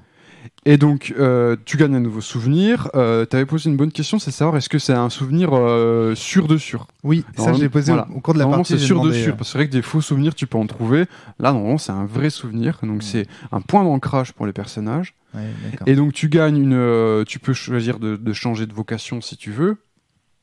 J'ai oublié de le dire, mais tu peux aussi changer de qualité d'ailleurs. Mais en fait, je t'ai posé cette question-là. Je pense qu'un joueur naïf de Milvaux ou de ce jeu ne la poserait pas. Mais comme on avait joué à une Florenza Minima autrefois, et que je me souvenais qu'il y avait cette histoire de flashback, et de flash forward, je me disais, il y a vraiment de grandes chances pour que les souvenirs qu'on ait là, ce ne soient pas vraiment des souvenirs, mais des projections de ce qui aurait pu être, et compagnie, et compagnie. Donc c'est pour ça que ouais, je t'ai mais posé la même question. dans le jeu, dans Marche Branche, tu peux trouver des tarots daubés qui te donnent des faux souvenirs, quoi. D'accord, ok. Oui, comme tu disais tout à l'heure. Ouais. Il y a ce qu'on appelle des entourloupes que tu peux tirer, et c'est des petites surprises qui tuent ça un peu le truc. Ouais. Bah, bon, dans la mesure... Ouais, tu le sais en tant que joueur que t'es entourloupé. Parce que sinon, il n'y a que le MJ qui sait, tu vois ça. Alors en fait, quand tu entourloupes, il faut toujours laisser planer un sous-entendu. Et donc du coup, si le joueur gratte, il va trouver, quoi. D'accord, ok. Donc l'entourloupe, par exemple, la colombe, quand elle vous montre la carte du tarot double qu'elle vous promet, je précise qu'elle est en très mauvais état. Et donc si vous aviez un peu posé des questions par rapport à ça, vous auriez découvert que c'était une carte défectueuse, quoi. D'accord, ok. Ouais, il faut connaître des clés en fait. Ouais, voilà, c'est ça. Ça, faut le savoir. Ouais. Donc, chers podcasteurs, si vous nous écoutez, ne vous faites pas avoir.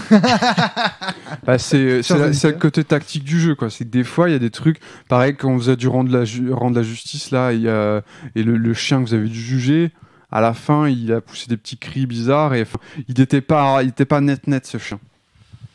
Oui. Vous avez pas eu, et j'avais Non. précisé que le paysan, il était stupide, et que visiblement, il fallait vraiment lui poser des questions pour qu'il sorte les choses, et donc vous avez rendu la justice un peu vite, et vous êtes passé à côté d'un truc hyper grave, en fait. Je me suis demandé, en fait, jusqu'où est-ce que ça pouvait nous nuire de lui parler, soit parce que je me suis dit, oh là là, c'est peut-être une tentative de Thomas d'essayer de nous faire gagner de la noirceur avant.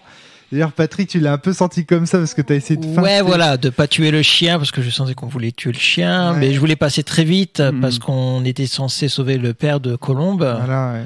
Donc j'ai C'est expédié ça compliqué. très rapidement, oui. Ça, c'était compliqué. Puis, en fait, on était sur un autre arc narratif. Tu vois ce que je veux dire ? C'est-à-dire qu'en fait, ton invitation en tant que MJ, on l'a un peu déclinée parce que on avait envie d'arriver au château puis de Mais résoudre. c'était pas gênant, c'était aussi une façon de montrer que le problème des marchands sont tellement sollicités que bah, Ça, on l'a bien senti. il y a hein. des fois ils sont pas bons en fait. Il y a des quêtes sur lesquelles ben, ils font les choses vraiment en surface quoi, hein, et ça peut leur laisser un petit goût amer en bouche quoi. Bon, puis c'est vrai qu'il y avait le manque de temps aussi qui jouait, mais c'était un manque de temps. Les personnages manquaient de temps aussi. Oui, on manquait de temps, de toute manière. Alors, Complètement. je reviens parce que j'ai fait une méga digression. Thomas. Pour finir très rapidement sur le passage de niveau, donc tu peux changer ta vocation, ta qualité. Tu débloques par rapport à la vocation ta nouvelle vocation, ou c'est l'ancienne si tu as gardé l'ancienne, tu as le choix entre 6 spécialités. Donc c'est en fait des nouvelles compétences, quoi. Donc tu as une compétence en plus, tout simplement. Non, tu retrouves une compétence que tu Oui, c'est effectivement. Voilà. Faut pas se tromper, faut pas se tromper. Faire que t'avais oublié. Et tu peux, c'est bien, je trouve. tu peux te lier à un équipement et te lier à un compagnon. C'est soit des équipements et des compagnons que tu avais déjà par avant. En l'occurrence, toi, tu t'es lié à ton renard. Ouais. Et en fait, quand un équipement ou un compagnon est lié à toi, il peut prendre une noirceur à ta place. C'est des boucliers anti-noirceur. Qui aurait été très pratique pour toi. Oui, alors Mike. justement. Ça, c'est un point. Est-ce que t'en as fini sur la description des tarots ? Ouais. Alors moi, juste pour citer l'exemple de Patrick, pour en finir avec l'exemple des tarots, qui est très intéressant, c'est qu'il découvre dans son souvenir qu'il était chasseur. Et Veilleur. donc, veilleur. Et donc, du coup, ça implique de nouvelles capacités qu'il redécouvre en fait en lui-même. Voilà un exemple comment dans la fiction ça se manifeste concrètement, cette montée de niveau. Ça, je trouve ça vraiment intéressant. Alors voilà, moi, le vrai problème que j'ai ressenti au cours de Marche Blanche, c'est cette histoire de noirceur. il faudrait que tu le définisses davantage, je pense, Thomas, au cours de tes playtests ou au cours de tes tests suivants. Parce que je vois pas très bien ce que ça représente. Tu vois ce que je veux dire? En fait, je Est-ce que pense c'est que une perte de niveau? je pense que quelque chose de la narratif? vérité, c'est que tu veux. En fait, ce qui nous a manqué, sans doute, c'est que quelqu'un ait une noirceur en cours de partie, non pas à la fin de la partie comme ça Alors, t'est arrivé. moi, maintenant, Parce que, en fait, je pense qu'il faut s'en prendre une fois pour bien comprendre. mais c'est ça, en fait. J'aurais bien Moi, voulu. techniquement, avec mon personnage de Corbeau, au précédent scénario qu'on avait fait ensemble, il avait C'était une plus une noirceur. Et noirceur. la En noirceur, l'occurrence, c'était ta c'est patte cassée, quoi. l'aile qui était cassée. Ouais, ton aile du coup, cassée, j'avais ouais. toujours mon aile qui était cassée. Ah. J'avais mis une attelle. Tu pouvais plus Et voler. pour correspondre, pour pallier à ce problème-là, j'avais mon maître renard qui était là pour me dépanner. Ouais. La noirceur, donc bon, du coup je vais prendre la peine de la décrire, puisque effectivement on est vite passé là-dessus dans la partie. C'est hyper important. Est-ce que c'est spirituel? Est-ce que ça vient Est-ce que c'est une noirceur de cœur, de force, d'âme, d'esprit? Eh ben Est-ce que ça c'est peut être n'importe quoi. Ah oui, Donc, mais voilà. effectivement, ça peut être physique, mental, ça peut être, c'est très vaste. Bon, il y a une table aléatoire, il y a des listes de noirceur. il y a Donc quand même la des exemples noirceur qui n'a sont pas un donnés. sens métaphysique. Parce que tu comprends, la noirceur, dans la plupart des jeux, c'est quelque chose, c'est comme la noirceur, l'ombre dans Agone, comme l'acide dans Sens Néant. C'est des choses qui sont très empruntées dans la métaphysique de l'univers. Je sais pas si tu vois ce que je veux dire. Oui. Là, en fait, Mais il y a un juste peu une de ça, mais c'est vraiment très polymorphe, quoi. C'est plutôt une sorte Est-ce que- de retour de karma, quoi, tu vois, un truc comme Est-ce ça, que quoi. plus on prend de noirceur, plus on se rapproche des Horla, par exemple? Oui. Et bah donc ça a un impact métaphysique. Il y a un truc métaphysique. On suppose que les Horla, en fait, c'est des gens qui ont pris beaucoup de noirceur. Beaucoup de noirceur. Ouais. Tu vois où je veux en venir, Oui, Tom? oui. C'est-à-dire que la Mais noirceur... en fait, c'est un truc qui est long à décrire, tu vois. Ouais. En fait, il faut s'en prendre plusieurs pour comprendre c'est quoi et arriver à ce genre de... Mais c'est quelque chose de négatif. C'est quelque chose de négatif. Ça va te handicaper d'une façon ou d'une autre. Et si tu es à niveau 0, que tu te prends une noirceur, en fait, tu n'es plus un marche-branche. J'ai oublié de le dire, mais Ouais, tu jettes ton bâton, tu peux plus avoir ton bâton. Si, tu l'as dit, ça. Tu l'as très bien dit. Donc tu n'as plus accès au privilège de marche-branche et tu n'as plus accès aux dés. Tu peux pas lancer les dés. ouais. Enfin, ou participer à un lancer de dés. Et en fait, tu ne peux plus participer aux quêtes. Tu peux rester dans le groupe, mais tu peux plus participer aux quêtes. D'accord. Donc il y a quand même une notion de C'est une malédiction sanction qui est ultime, forte, quoi. C'est une sanction ultime. Ouais, c'est-à-dire, tu peux plus jouer. c'est quoi. grave quand même. Bah voilà. Alors, On trouve des subterfuges. Ouais, on trouve des subterfuges. Hein. Moi, j'ai vu des personnes jouer leur marche-branche noircie pendant 1 heure et tout. Mais c'est sûr que il y a un moment, si tu veux revenir dans le game, il va falloir qu'on fasse quelque chose. Donc, Ouais. il faut toujours faire au moins une péripétie pour résoudre une noirceur. Donc, il y a un moment, on a proposé de résoudre un noirceur en un claquement de doigts en disant t'avais un collier Ouais. qui permettait de réfréner le côté monstre. Et puis, Johan, tu dis tiens, je te file le collier, comme ça, t'as plus la noirceur. Et là, j'ai dit non parce que c'était trop bref. Non, mais Ça moi, correspondait pas à une péripétie. Moi, j'étais d'accord avec toi. Voilà, tu et vois. du coup, j'ai dit non, tu l'as déchargé en l'utilisant sur le père de Colombe. Mais tu vois, justement, j'étais d'accord avec toi en vertu de cet aspect très mystique qu'a le nom noirceur. Je te donne un exemple. T'aurais appelé ça c'est une l'idée, en toute blessure. façon. T'aurais appelé ça une blessure. Tu mets ton truc sur un plan physique. Du coup, on peut guérir d'une blessure. Mais la noirceur, c'est quoi? Comment on en guérit? Est-ce que c'est en faisant de bonnes actions et compagnie? Enfin, je trouve que c'est quelque chose qui mériterait d'être approfondi. Oui, mais c'est quelque chose qui se réfléchit par le jeu, en fait. C'est qu'au moment où tu as une noirceur, tu me dis réfléchir, attends, j'ai cette noirceur-là, quel parcours initiatique je vais devoir faire? C'est un peu à chaque table Tu vois, de... donc là, par exemple, à la fin, C'est tu compliqué, ça. t'étais transformé en loup. Donc il aurait fallu qu'on pose la question comment faire pour que tu redeviennes humain, et il y aurait un parcours initiatique finalement peut-être assez proche de ce que vous avez fait subir au père de Colombe, tu vois. Donc finalement, tu définirais la noirceur comme un problème, une difficulté intime et Voilà, personnelle une pour un épreuve, personnage. voilà, une épreuve personnelle Voilà. qu'il va devoir Bah, ça c'est une surmonter, bonne. Voilà, ça Voilà. c'est pas mal. Johan, tu voulais intervenir avant qu'on parte dans cette discussion. Non, c'était surtout peut-être le côté extrêmement punitif de la noirceur au début. Donc là, tu le disais, pour les niveaux 0, le marche-branche perd son bâton. Ouais. Tu as même dit pendant la partie, Romaric, tu es presque maintenant un PNJ. Tu es quasiment un PNJ. Là, quand on est un joueur qui ne connaît pas trop l'univers, qui ne sait pas trop justement comment on peut guérir de cette noirceur, on n'a qu'une seule crainte après, c'est qu'il y ait une autre corruption derrière. C'est Mais une corruption, une c'est fait noirceur pour, derrière. en fait. L'idée, surtout qu'au niveau 0, tu es très vulnérable à la noirceur. Tu t'en prends une seule, ça y est, tu payes les conséquences max. Il faut en passer par là, en fait, pour voilà, il faut commencer, il faut que ce soit quelque chose qui a une conséquence à craindre et pas quelque chose à prendre à la légère, quoi, au départ au moins. Par contre, moi j'ai trouvé quelque chose de très étonnant. Donc on a croisé des personnages qui avaient de la noirceur, donc notamment cette dame noire qui mangeait de la terre due par cette noirceur. Donc on voit que les personnages autour de nous sont résistants à cette noirceur et pourtant qui n'ont pas un très très grand rôle. En fait, ce sont des figurants. Et qu'est-ce qui se passe quand tu prends un niveau 0, que tu prends une noirceur, tu deviens un figurant. Voilà. D'accord. En fait, on peut supposer que les humains de base, ils sont tous noircis, quoi.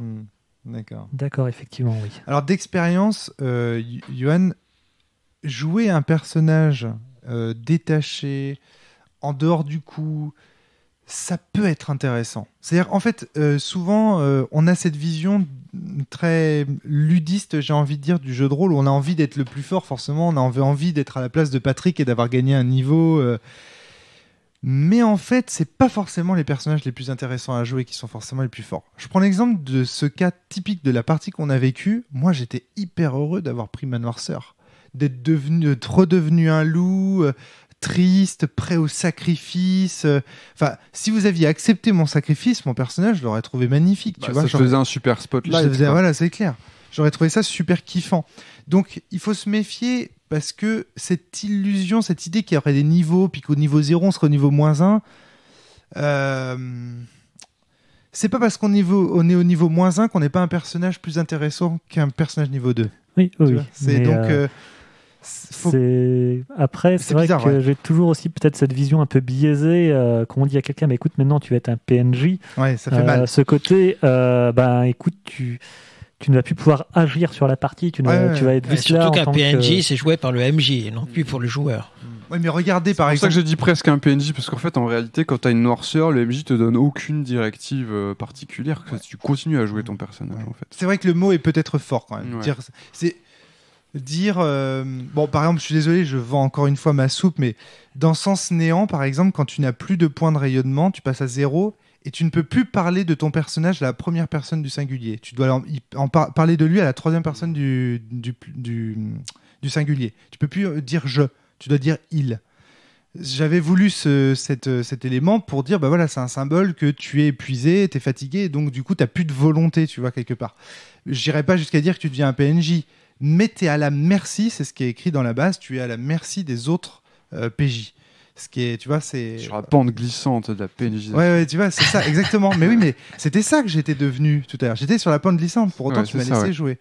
Donc voilà, c'est des petites suggestions comme ça, mais en tout cas, en fait, j'avoue que c'est un biais, personnel de maîtrise. C'est-à-dire que je n'explique pas toutes les règles d'un bloc, je les explique au fur et à mesure qu'elles se présentent. Donc la noirceur, j'avais prévu d'expliquer vraiment quand on était dedans, quoi. Oui, c'est vrai. Même la règle, par exemple, des difficultés qu'augmentent, il nous l'a expliqué en cours de partie. Ouais. Effectivement. Pour pouvoir vraiment t'aider, alors, est-ce que vous avez d'autres choses à ajouter sur pour l'instant, des éléments de règles qui vous ont marqué? Non, c'est bon, on peut passer peut-être, Johan. Donc, pour pouvoir t'aider vraiment à... Maintenant, on est dans un playtest, le but, c'est vraiment de te filer un coup de main pour développer ton jeu, de te donner des suggestions. Moi, ce qu'il me faudrait maintenant, c'est un petit peu ton propos. Qu'est-ce que ça veut dire, marche-branche? Est-ce que tu veux déjà que je te dise que moi, j'ai ressenti en jouant et... Bah ouais, je t'écoute. Moi, j'ai trouvé que c'est la première fois dans un jeu que j'ai trouvé aussi agréable de jouer un personnage amnésique, pour toutes les raisons que j'ai déjà signalées, l'aspect synesthésique, on découvre son personnage, etc. Mais pas uniquement. Pour la première fois, je me suis dit, mais en fait, le fait de ne pas avoir de souvenirs, le fait de ne pas avoir d'attache, c'est aussi une grande liberté de ton, de distance. Tous les personnages qu'on rencontre dans cet univers, ils sont enchaînés à leur passé, enchaînés à leur misère, enchaînés à leur village, enchaînés à leurs problèmes. Et nous, en tant que marche-branche, on n'a pas de problème parce qu'on s'en souvient plus. Alors peut-être qu'on en a, mais on ne sait pas qu'ils existent.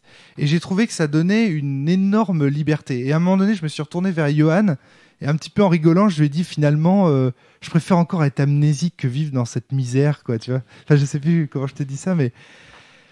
Et j'ai trouvé que c'était ça, le propos du jeu. Alors, je sais pas, je me suis peut-être trompé, mais voilà, je voudrais que tu me dises, toi, Thomas... le propos du jeu, il est dans l'énoncé, c'est un jeu initiatique, en fait. On joue des aventures initiatiques, c'est-à-dire que Les On va personnages apprendre. vont découvrir qui ils sont et aussi qui ils ont envie d'être. Se forger une vision sur le monde, une vision sur eux-mêmes. D'accord, ok. Je me suis posé la question si le mot marche-branche, tout de suite ça m'a évoqué ces scènes dans... Comment s'appelle-t-il ce film ? Tigre et Dragon, dans lequel il y a ces guerriers chinois qui se baladent, tu sais, sur des bambous et qui marchent en fait littéralement sur des branches et qui se battent.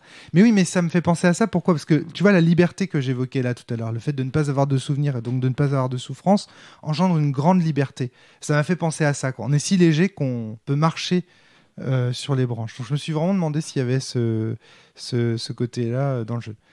Et toi, ce que tu dis, c'est en fait... cette liberté-là, tu l'as ressentie parce que tu étais niveau 0 finalement, et plus tard, pas avant de devenir plus niveau lourd. 0, bah ouais, c'est ça, parce qu'au bout d'un moment, justement, tu vas avoir tes propres intrigues perso à gérer, tous les trucs que tu as laissés en plan, ton passé va ressurgir, peut-être des figurants de ton passé qui vont se représenter à toi, il y a des événements aléatoires comme ça, où il y a des personnages de ton passé qui reviennent te voir, quoi. D'accord, ok. Et donc du coup, tu seras plus aussi libre qu'avant, quoi. Tu auras des responsabilités. D'accord, très bien. C'est Une cohorte de compagnons. Oui, d'accord. Ok, très bien. Johan, tu voulais prendre la parole avant que... Non, Toi, non, quel propos, je sais pas, tu as vu est-ce que tu as des le idées qui t'ont fait- ressenti que j'ai Ouais. eu en cours de partie. J'ai l'impression que c'était très esthétique, toi, autour de la sculpture, autour de... Oui, il y avait beaucoup de choses qui ont tourné autour de ça, mais j'ai vraiment adoré ce côté où il n'y a quasiment aucun lancer de dés. Ça permet vraiment de rentrer dans le personnage et de ne pas du tout être bridé par quoi que ce soit. Donc ça, après, je pense que c'est le propre de tous les jeux qui n'ont justement pas de lancer de dés. Mais vraiment, il n'y a pas ce côté, on est imposé par nos caractéristiques, on est imposé par une compétence, un défaut ou un avantage, même si, bien sûr, il y a des défauts, des avantages, tout est fluide. Ouais. Tu as goûté à cette liberté de pouvoir dire je fais ma magie comme ça, je la fais comme je veux, j'ai pas besoin de regarder dans une table, de lancer un dé. Bah, c'est pas chiffré surtout. Non. C'est pas chiffré, donc c'est pas chiffré, les compétences ne sont pas chiffrées. Et comment tu choisis quand même dans une liste fermée, il faut bien préciser, hein, c'est-à-dire que les compétences, c'est pas toi qui les inventes, la liste elle est fermée. Mais en fait, les compétences sont pas décrites, c'est-à-dire qu'il y a nulle part dans le bouquin où c'est précisé. Par exemple, toi, tu avais âme, c'est mis que tu peux voir le vide qu'il y a dans l'âme de ceux qui ont trop oublié. Nulle part, c'est précisé ce que ça veut dire exactement, jusqu'où ça permet d'aller et tout. C'est même pas précisé en fait si c'est le joueur ou la MJ qui décide. C'est-à-dire qu'il y a un joueur, il va demander au MJ est-ce que je vois du vide dans son âme à lui ? Et il y a peut-être un autre joueur, il va carrément dire ouais, moi j'utilise la compétence pour dire que ouais, tel figurant, je vois bien que son âme est vide, il a oublié plein de choses. Donc même au niveau du pouvoir de narration, c'est assez flexible. Ce sont des couleurs. Ouais, là c'est l'orientation des joueurs à savoir imposer, à parler à la place du MJ ou à laisser le MJ parler à la place du joueur. Johan, le système colle parfaitement à l'univers. Cet univers très très particulier. Ça, très coloré par moments et très sombre dans d'autres. De toute façon, tu le disais très bien, c'est du clair-obscur. Et là, d'ailleurs, ton scénario a parfaitement fait cette transition du clair vers l'obscur. Des lancers de dés à tout va auraient tout gâché, ou même plus de lancers de dés que l'on aurait. On en a fait 4 ou 5 en 2 heures et quart. J'en ai compté 4, 3 pour Romaric et 1 pour moi. Et en fait, ce qui est intéressant autour de ces lancers de dés, c'est qu'ils sont tellement rares qu'ils deviennent un enjeu majeur. Et ce qui est rigolo, c'est que d'un point de vue des probabilités, on a assez peu d'intérêt de prendre une noirceur, parce qu'on arrive facilement difficulté 4, c'est-à-dire que un 1, un 2, un 3, un 4 sont un succès. Ça ne nous laisse qu'une chance sur 3 d'échouer, ce qui est très peu au final. Et pourtant, étant donné le moment où ils sont placés et le peu de jets de dés qu'il y a, on a envie de les réussir. Et donc, du coup, on va avoir envie, d'autant plus, je trouve, de prendre des noirceurs. Non, t'es pas d'accord avec ça? Ah si, parce que c'est dans des des moments... Si tu claques un 6, c'est échec définitif, donc tout ce que t'as préparé est complètement foutu en l'air, quoi. C'est surtout des moments dramatiques, donc si tu la rates, c'est foutu. Ouais.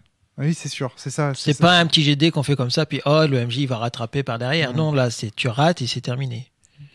D'ailleurs, moi j'ai une question Yoann. sous-jacente à ça. Les lancers de dés, tu t'imposes un certain lancer de dés en fonction des missions ou c'est vraiment quand tu vois que les joueurs sont à un point culminant de l'histoire, tu les... Ça rejoint, c'est une très bonne question, Johan. Ça rejoint ma question de tout à l'heure. Quand tu dis que les difficultés empirent, est-ce que tu pourrais pas rajouter dans ta règle qu'une difficulté qui empire, c'est donc un problème qu'il faudra résoudre par 2 jets de dés et non plus un seul. Tu vois ce que je veux dire? Alors, la base prescrit la souplesse, c'est-à-dire que les choses sont très souples. Oh merde! Donc, Y a pas de règle par exemple, stricte. ce que dit la base, c'est qu'en fait, une quête, c'est 2 à 4 péripéties, Ouais, ça marche. et une péripétie, c'est 1 à 4 jets de dés. Ah oui, d'accord. Non, c'est- Là, tu Ouais, vois, mais c'est- en c'est fait, bien. moi, je me rends compte quand je C'est maîtrise, suffisant. je suis vraiment sur la tranche basse de mes Mm. propres préconisations, quoi. Hmm. Ah oui, parce qu'on a fait que 4 jets de dés. Ouais, On a 4 fait- jets de dés, on a avait quatre fait 3 péripéties. quêtes. 3 quêtes. Hein.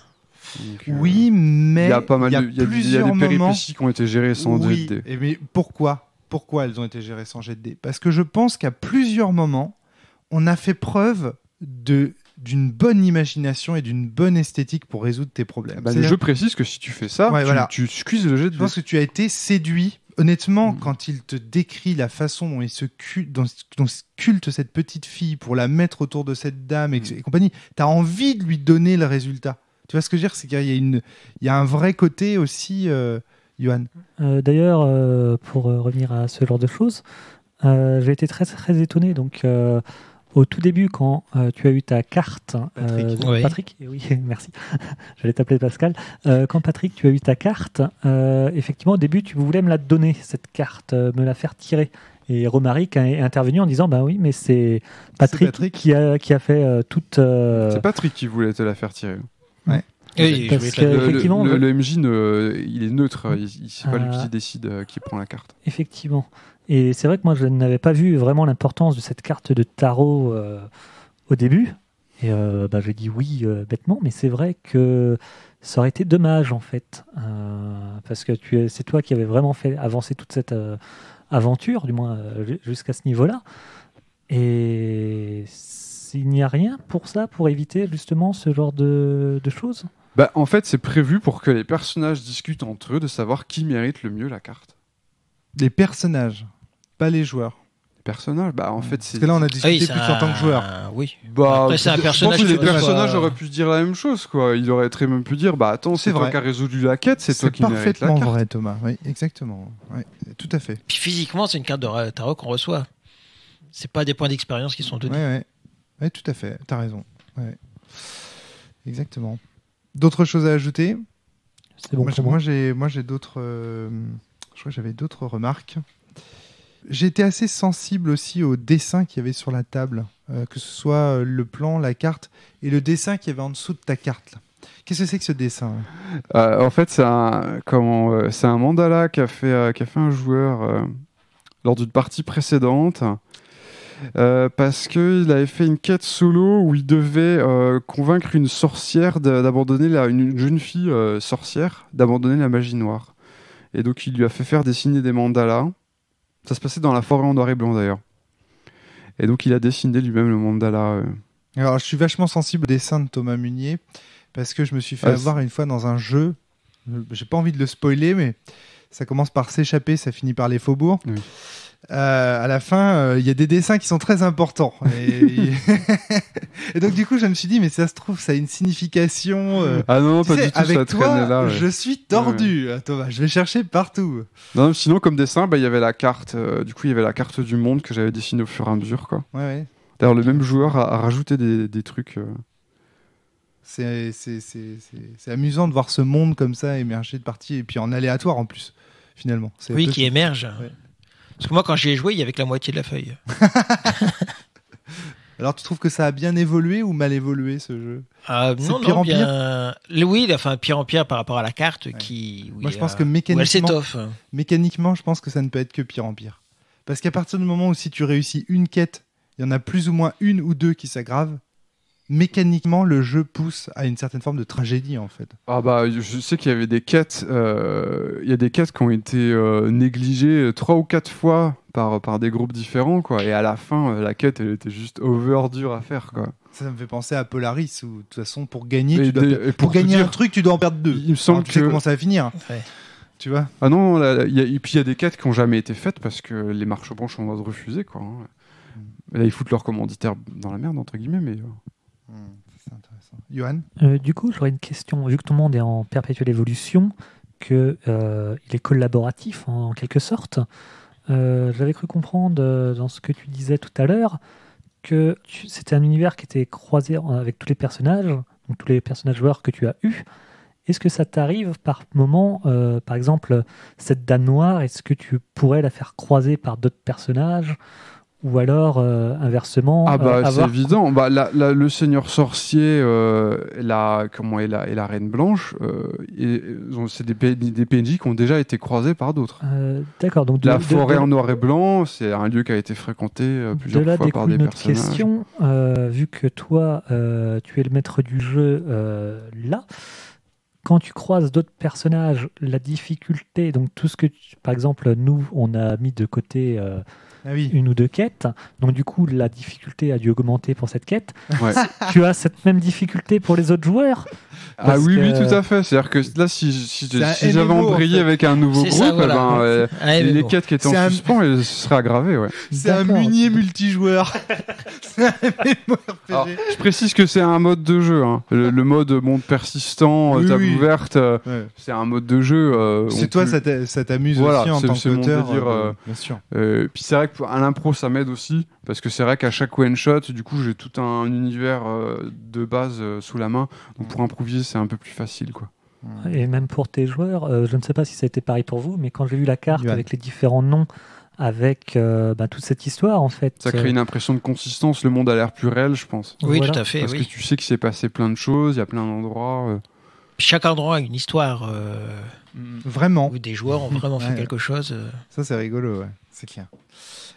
Bon, bah, juste un détail technique, si tu me permets, Thomas, il n'y a pas assez de place sur la feuille, je pense. Il faudrait que tu l'élargisses un petit peu, parce qu'on on a quand même beaucoup d'objets à la fin. Moi, j'ai noté, regarde ça, à la fin, j'avais plus de place pour noter mes objets, parce qu'on a trouvé quand même quelques trucs qui étaient quand Ouais, même non, vraiment mais importants. tu vois. c'est grave possible. Ouais. Et il y a aussi le bâton, par exemple, pour le décrire, je trouve que c'est un peu léger. La description du personnage, c'est un peu léger. Enfin voilà, ça on s'en fout. Limite, c'est vraiment juste un détail purement formel. Sinon, sur quoi est-ce que tu veux qu'on t'aide, Tom? Tu as une idée de choses où tu es content déjà du jeu? Parce que c'est un playtest, donc je sais pas comment on pourrait t'aider. Moi, je t'avoue que je suis pas familier des jeux d'initiation, enfin des quêtes initiatiques et compagnie. Surtout que tu dis que Ah tu bon, bouffes à Sens, tous c'est les pas un râteliers. jeu d'initiation. Oui, mais Sens, c'est clairement un jeu qui est sim. Donc il y a aussi une orientation esthétique qui est donnée à cette quête initiatique. Là, tu me dis que tu veux bouffer à tous les râteliers, ça me fait un peu penser, tu sais, à des jeux comme Burning Wheel. En fait, si tu veux, bon, pour l'instant, ton jeu, il me fait beaucoup penser à Prosopopée, quelque part. Puisqu'il y a beaucoup d'éléments sur la feuille qui sont finalement des couleurs sur lesquelles on va jouer. Et puis, Ouais, puis les personnages sont là pour Voilà, résoudre des problèmes, c'est ce que j'allais l'univers médiéval poétique tout très est là. proche. On hein, a tous les ingrédients du prosopopée. On joue à prosopopée dans ces Prosomilvo. Voilà, c'est ça. Ou Milopopée. je Oui, il sais y a pas aussi comment. l'influence Miyazaki. Bon, je sais pas s'il était Voilà. ultra visible dans cette partie, mais il y a une grosse influence Miyazaki. Si tu avais aussi. enlevé les musiques, en fait, le problème, c'est que comme il y avait les musiques Thomas Munier derrière, c'était impossible de voir le Miyazaki. Parce que je le voyais bien, les côtés, les moustaches qui frétillent. Il y a plein de moments où tu as voulu décrire des choses qui étaient amusantes. Oui, mais il y avait la musique grave derrière. Et donc, ça rend les choses amusantes un peu tragiques quand même.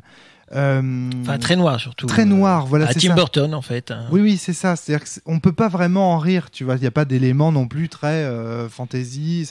Ça prête pas non plus trop à sourire. Ces gens qui sont en train de piller des maisons. Enfin, il y a un côté très dramatique en fait. Et plus tes personnages Ouais, sont ça attachants, dépend et des plus on parties, est. mais c'est vrai que là, dès le départ, il y avait des choses un petit Ouais, il y peu. avait des choses un peu glauques, dramatiques. quoi. Ouais, parce C'est que genre, on vous propose de dormir dans un chariot avec un voilà, avec un cercueil. cadavre. Bon, on le savait euh, pas au début. C'était avec l'oncle Voilà, l'oncle, qui était mort, c'est ça. en espérant que tout se passe bien. C'est ça. C'était bon. En ça. fait, c'est à côté du cercueil. Voilà, c'est ça. Donc ça, voilà, il y a cet aspect-là. C'est difficile de paraître amusant sur des musiques aussi graves et puis effectivement dans un contexte aussi sombre. Donc là, non, moi Miyazaki, je l'ai pas senti. J'ai vraiment senti Milvaux.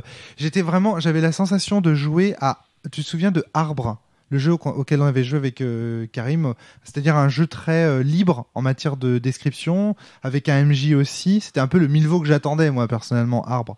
Et ça l'avait super fait. Et là, c'était pareil, mais avec cette dimension prosopopienne, je sais pas comment dire. Et donc, du coup, pour l'instant, moi, je le sens pas. Le côté quête initiatique et tout ça, je sens vraiment plutôt le côté les héros vont se sacrifier, vous sacrifier de ce qu'ils sont pour aider les gens. Il y a un côté très altruiste dans ce jeu pour le moment. Mais il y a de ça, mais en fait, c'est un jeu en campagne. De toute façon, en Oui, one bien shot, sûr. Non, on juge qu'une partie. c'est On est pas en train impossible de juger. tout voir. Tout à fait. Parmi les choix possibles qui sont proposés dans la base, notamment, c'est écrit. Mais en fait, tu peux les voler, les tarots. J'y ai pensé à un moment donné. Il y a un Ouais. moment donné où je t'en ai parlé, quand je t'ai dit on va Ouais. buter le sorcier, on va lui piquer Voilà. ses tarots. Et il y a des événements aléatoires qui t'invitent à le faire. Par exemple, tu rencontres un mec qui dort et il y a Il y a un son tarot. qui dépasse de sa besace, tu vois. Ouais. Donc tu peux... c'est toi qui décides ta moralité, en fait. Oui, bien sûr. Ouais. C'est vrai que la question C'est s'est posée intéressant. quand Thomas a dit c'est la seule petite fille qui vous montre la carte de tarot, parce que tous les autres ne montrent pas la carte. Oui, Ou tout à fait. des fois, ce qui se passe aussi, ce qui peut arriver, Tout à fait. c'est qu'il y a un figurant qui propose une quête plutôt sympa où tu dis si je suis la voix du cœur, je vais faire sa quête en priorité. Ouais. Et puis il y en a un qui va te proposer un truc nettement plus dégueulasse, mais il va payer 3 cartes. Et du coup, tu vas faire le truc dégueulasse, quoi. Voilà, En donc, tout cas, tu seras incité à le faire. donc tu vois, ça c'est des nuances qui m'étaient un peu difficiles de te faire entrevoir dans le cadre d'un one shot. Mais l'idée c'est qu'en campagne, effectivement, il y a au niveau moralité, t'es tout le temps ballotté. Enfin, D'accord. t'es tout le temps invité à te repositionner en termes moral et du coup à vraiment Mais ça définir ta fonctionne bien. moralité, quoi. Je trouve que ça a commencé à vraiment très très bien fonctionner quand tu nous as dit à un moment donné, si vous tuez un animal ou si vous mangez de la viande, vous commettrez un péché. À partir du moment où tu nous as Alors, lancé... Alors, on j'ai gagne pas de la dit noirceur. ça. On gagne de la Gagner noirceur. Oui, pardon, excuse-moi. Ouais. J'ai pas dit que c'était mal, j'ai juste que si vous le faites, vous avez de la noirceur, quoi. Parce que par exemple, si tu tues tu tues un figurant, même si c'est Hitler, tu chopes de la noirceur en fait. Il y a pas de c'est bien précisé, tu as de la noirceur si tu tues un animal, un monstre ou un humain, mais même si c'est vraiment tu tues le seigneur sorcier, tu chopes une On a eu noirceur. un exemple. quoi. On a eu un exemple. Oui, quand on ce a soir. voulu tuer un Horla pour la reine, puis là tout de suite, mais même si vous tuez le Horla, bah, vous Attends, gagnez de la attends, noirceur quand Pas même. n'importe quelle heure là. Moi. Et Ah oui, j'étais toi aussi, oui. volontaire. Oui. Ouais, C'était et en pas fait, vraiment un meurtre. Ils t'ont sauvé C'était un suicide. et ils t'ont empêché de te suicider. Parce que pour ça leur pas fait avoir gagner de la noirceur. Donc Non. tu te dis, est-ce qu'ils Non. l'ont Ouais, tu peux pas dire c'est ça. vrai, oui. Johan, il Oui, m'a oui. vraiment sauvé parce qu'il Parce était qu'il était attaché à toi. J'ai senti, Ça se après, sentait. tu vas nous dire, mais j'ai senti que du côté de Maître Corbeau, il y avait aussi le côté, ouais, non, mais c'est surtout que si je le laisse, effectivement, il aura une belle fin, tout ça, il sera sacrifié, un truc trop stylé. Sauf que si je le laisse faire, bah, moi, je vais choper une noirceur, quoi. Je sais pas. Non, j'ai Non, pas non, senti pas à ce ça. point-là, pas à Non, ce pas à ce point-là. point-là. Pas à ce point-là. Mais Mais t'aurais la bien question, voulu, ce serait petit peut-être plus pervers. posé, tu vois, si ça. Après, quand c'est T'aurais un bien figurant, il y a plein de situations, quoi. comme ça. D'accord, je commence à mieux voir. Mais ça, tu vois, c'est les enjeux moraux. Et puis les enjeux moraux, ils vont peut-être surgir aussi à travers les histoires ludistes de qui a la carte. Non? C'est ça, Oui, en bah, fait. parce que là, il y a un débat sur qui est le plus Cette méritant. espèce de quoi. narrativiste caché, quoi. C'est-à-dire qu'il essaye de nous faire croire depuis tout à l'heure. En fait, on va être en position de juger les personnages en permanence encore dans Il y a ton des éléments moraux, effectivement, comme ça. D'accord. Mais je me persiste à dire que c'est pas la seule non, chose. non, quoi. non, je sais bien. De toute façon, encore une fois, on va pas réduire Mhm. l'intégralité de ce jeu à une démarche créative, ça n'a pas de sens, mais c'est toujours assez intéressant de voir le sens que toi, Mhm. Thomas, tu lui donnes. C'est pour ça que je te demandais tout à l'heure quel est le propos de ton jeu. Bah, il y a aussi le propos de créer une esthétique vraiment. Enfin voilà, moi, c'est de refaire Animonde, Rêve Voilà. de Dragon, Hurlement et tout, de travailler une esthétique avec l'équipe, avec les joueuses, quoi, qui est très importante aussi, quoi. En fait, on est en train de construire une geste, quoi, aussi. Hein. Ça, c'est important, quoi. Il y a cette notion, avec notamment les cartes de tarot, justement, le fait qu'il y ait plein de légendes qui se croisent. Ouais, d'accord, ok. Et comment font les figurants pour avoir les cartes de tarot?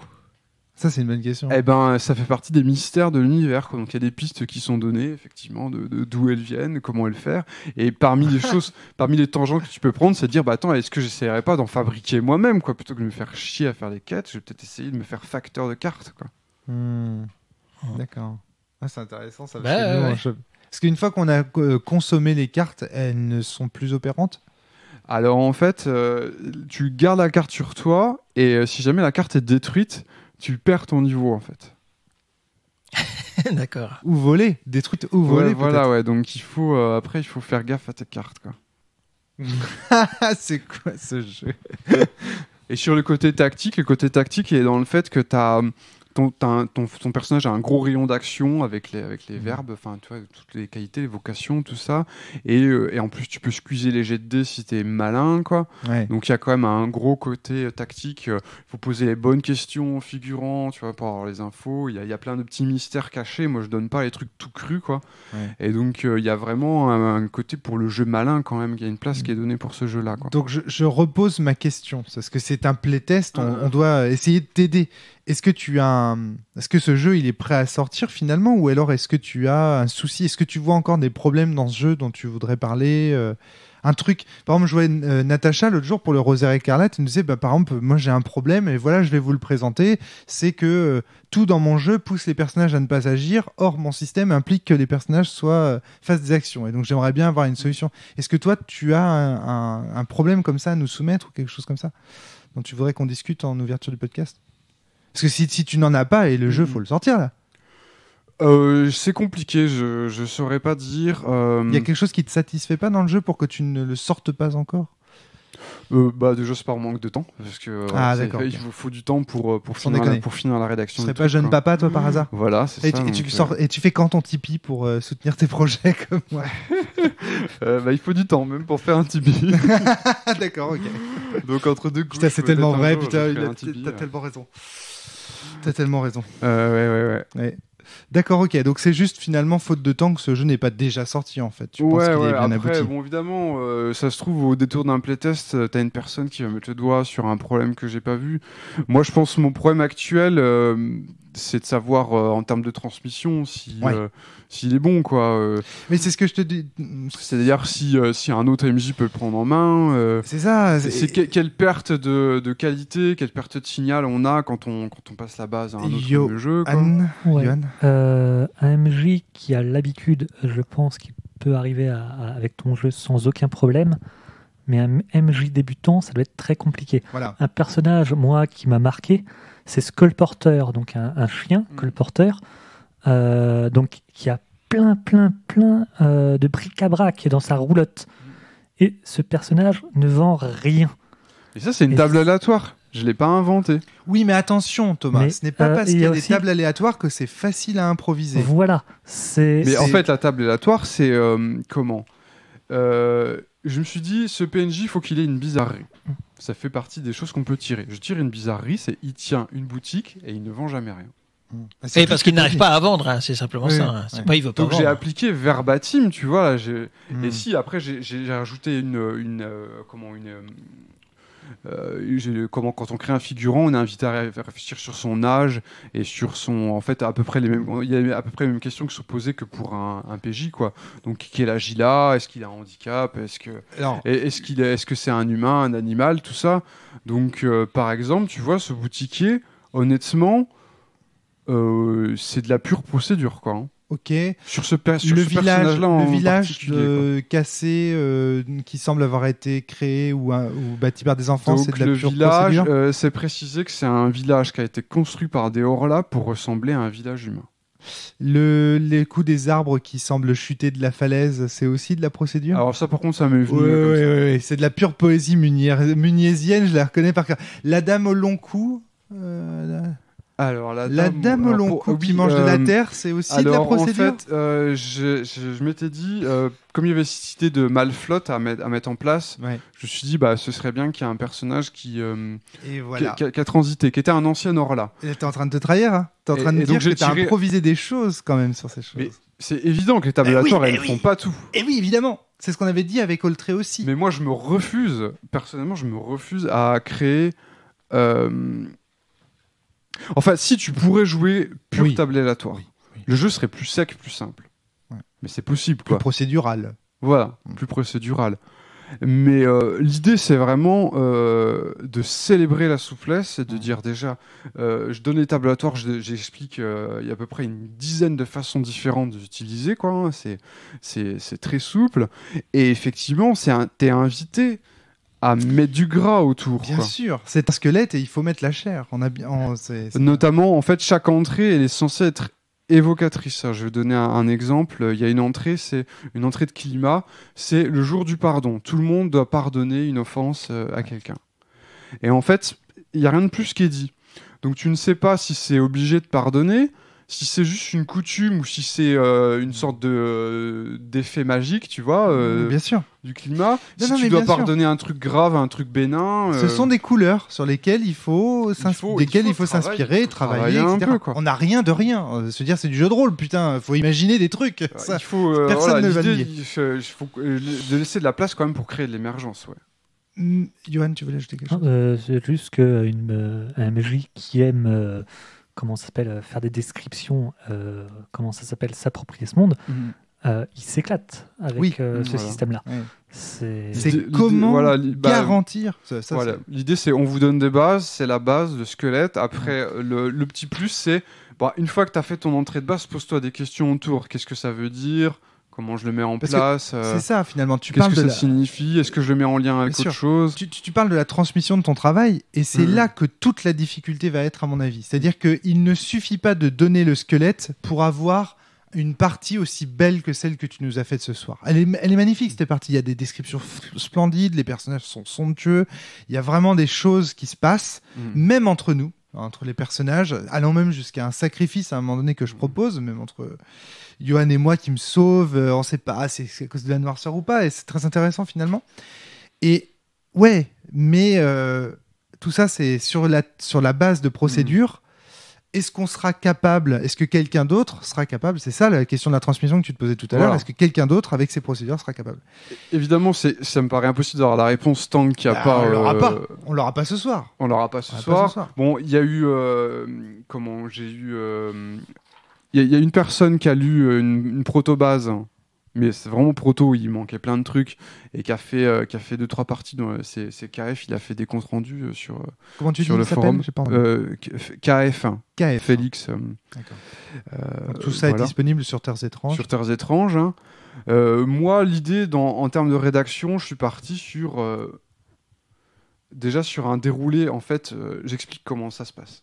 C'est au début, il faut tirer un lieu, tu arrives sur un lieu, tu tires des commanditaires, ils offrent le gîte et le couvert, tu tires des missions. Les choses sont... Il y a des enchaînements logiques qui sont décrits. Et après, au sein de chaque enchaînement, il y a des options, en fait. Donc, par exemple, comment on résout une péripétie? Il y a plusieurs options. Tu peux la résoudre en demandant aux joueurs d'être malins.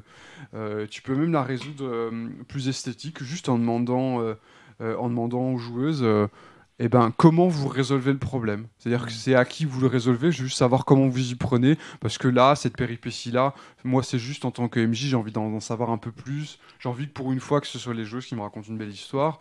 Donc on peut gérer comme ça. On peut gérer avec le jet de dés. On peut faire des marchés. C'est-à-dire, ouais, tu peux passer la péripétie, mais il y a un prix à payer, ainsi de suite. Donc...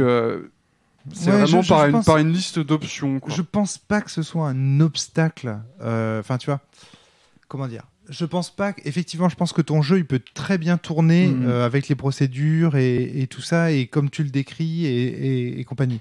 Je pense pas que ce soit un obstacle. Je pense que ça fonctionnera très bien malgré tout. Mais je pense que le challenge, c'est presque donner au MJ l'envie d'aller au-delà des procédures, de faire mieux que juste appliquer la recette. Voilà, tu vois, bien sûr, essayer de choper cette souplesse et de se évidemment. dire... parce que moi-même, quand je joue, en fait, je joue avec une petite partie des procédures, mais je me garde la place pour l'impro. Je vous donne la grammaire. Je vous donne le solfège, Voilà, faites c'est la ça. musique. Mais du coup, il y a vraiment une ambition d'être très complet dans le solfège qui est donné, quoi. C'est-à-dire, là, pour le moment, j'ai déjà 150 pages de règles et je pense qu'au final, il y en aura 200, 300. Il y a vraiment... et c'est que de la règle, c'est-à-dire que le fluff... Ça me fait penser à Oltré aussi. Le fluff, c'est 30 pages de table aléatoire, et sinon, c'est que de la règle sur les enchaînements logiques, comment on enchaîne les situations. C'est vrai que ça me fait telle beaucoup façon. penser Mais parce que... à Oltré, y compris Oltré, dans j'ai ses pas lu difficultés. Oltré, mais d'ailleurs. dans Dragon de Poche, si tu veux, le Grumpf, c'est pareil, il a cette façon, il va décrire, on a tel type de situation, vous pouvez la gérer de telle façon, quoi. C'est-à-dire, il va donner des nœuds, il va donner des nœuds scénaristiques, et il va expliquer comment on les tranche, ces nœuds gordiens, de plusieurs façons, quoi. Oui, puis toi, après, voilà, tu as ton propre folklore. C'est comme ça que tu l'appelles d'ailleurs sur tes sites internet. Donc, les situations que tu proposes, elles sont colorées Milvaux. Elles sont vraiment... c'est certifié Milvaux. De toute façon, les tables aléatoires sont faites pour ça, quoi. Et il y a même des règles pour créer des tables aléatoires qui soient colorées Milvaux parce qu'elles vont reprendre les 6 phénomènes que je vous expliquais au départ. Je pense que c'est bien d'avoir fait et joué à Milvaux ou au moins peut-être à un arbre ou à une influenza pour peut-être justement... Je sais pas, je pense qu'il faudra aussi des exemples de parties. Donc, est-ce que tu veux une règle, un exemple, ce serait le mieux, même Ouais. si ça va faire gonfler drastiquement le texte. Bien sûr, ouais. Un replay de partie, ce serait bien aussi. Et il y a tous les comptes rendus de partie. Donc là, j'en ai fait 30, donc il y aura au moins 30 comptes rendus de partie. Et ça, c'est un plus, quoi. C'est une extension du livre de base qui me paraît enrichir le c'est truc. un truc Quoi. qui est hyper important. Et ça, c'est un truc que tu partages avec ton collègue Johan Scipion sur Terres étranges, c'est que vous considérez que vos jeux, ce ne sont pas uniquement les bases, c'est aussi les rapports de parties qui sont faits autour et la communauté. Mais tout les comme jeux. la playlist, c'est une extension du livre de base Ouais. aussi, quoi. Ça, c'est vraiment intéressant. Tu dépasses le cadre du, Ah, mais je dis ça parce du que- livre. Je vois la façon dont Radio Rolliste et La Cellule ont critiqué le jeu de Johan Scipion. C'était très intéressant de voir Radio Rolliste. Vraiment, ils ont considéré. Je crois que tu faisais partie de l'émission d'ailleurs. Oui, ce que je disais, c'est la Vraiment, question, c'est quoi la base? C'est quoi la base? Est-ce que c'est le C'est livre ça, ou est-ce ouais. que c'est toutes les aides de jeu Exactement, autour, la communauté Puis nous, il faut jamais oublier aussi qu'à La Cellule, on ne juge un jeu que sur une partie. Tu vois, c'est très. Non seulement on juge le jeu sur une base, mais en plus une seule partie. C'est très limité comme vision critique. Le Graal, en fait, je dirais Mais c'est intéressant aussi. Les deux sont intéressants. j'ai envie de le dire. Graal du jeu. Marche-Branche est conçu comme un jeu profond, c'est-à-dire un jeu auquel tu peux jouer longtemps, avec des niveaux de gameplay qui s'empilent, qui varient, et voilà, il faut qu'il y ait du coffre. Je crois que le Graal d'un jeu profond en termes de transmission, il faut qu'il y ait 80% du fonctionnement du jeu qui soit transmis dans un petit volume de texte. Ouais. Donc là, ça pourrait être les 30 pages de table aléatoire, et puis les mécaniques de base, quoi. Et puis après, t'as plein de trucs autour qui permettent d'aller chercher la profondeur, d'aller chercher... Attention à vraiment, ton micro, Thomas. après, tu as les rapports de partie, tu as tous les exemples qui sont faits pour aller chercher la profondeur en plus, quoi, pour aller plus loin. Quoi. Ouais. Mais il faudrait que tu aies 80% du jeu qui soit produit par 20% du volume. Quoi. C'est vraiment intéressant aussi. Après, c'est important, c'est pour Patrick. assimiler les règles aussi. Parce que si tu fais des règles sur 300 pages, les assimiler, c'est difficile. Alors que si tu les mets sur 20%, tu assimiles rapidement.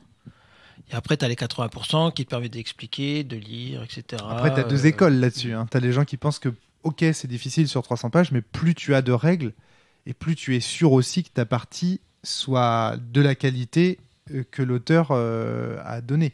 Alors que c'est le problème du minimalisme, c'est que le jeu étant à unzipper, comme on dit souvent, par le maître de jeu ou le lecteur lui-même, tu n'as pas la garantie que la partie se déroule bien, parce que À il y a trop de l'inverse, responsabilités si dans tu la main du multiplies MJ. les règles, moi je sais quand je prends en main un jeu un peu touffu, en réalité je vais appliquer 20% des règles parce que j'ai pas assez de cerveau pour tout appliquer. Oui, Donc après, du coup je vais faire mon marché quand même, et ça se trouve je vais passer à côté d'un truc,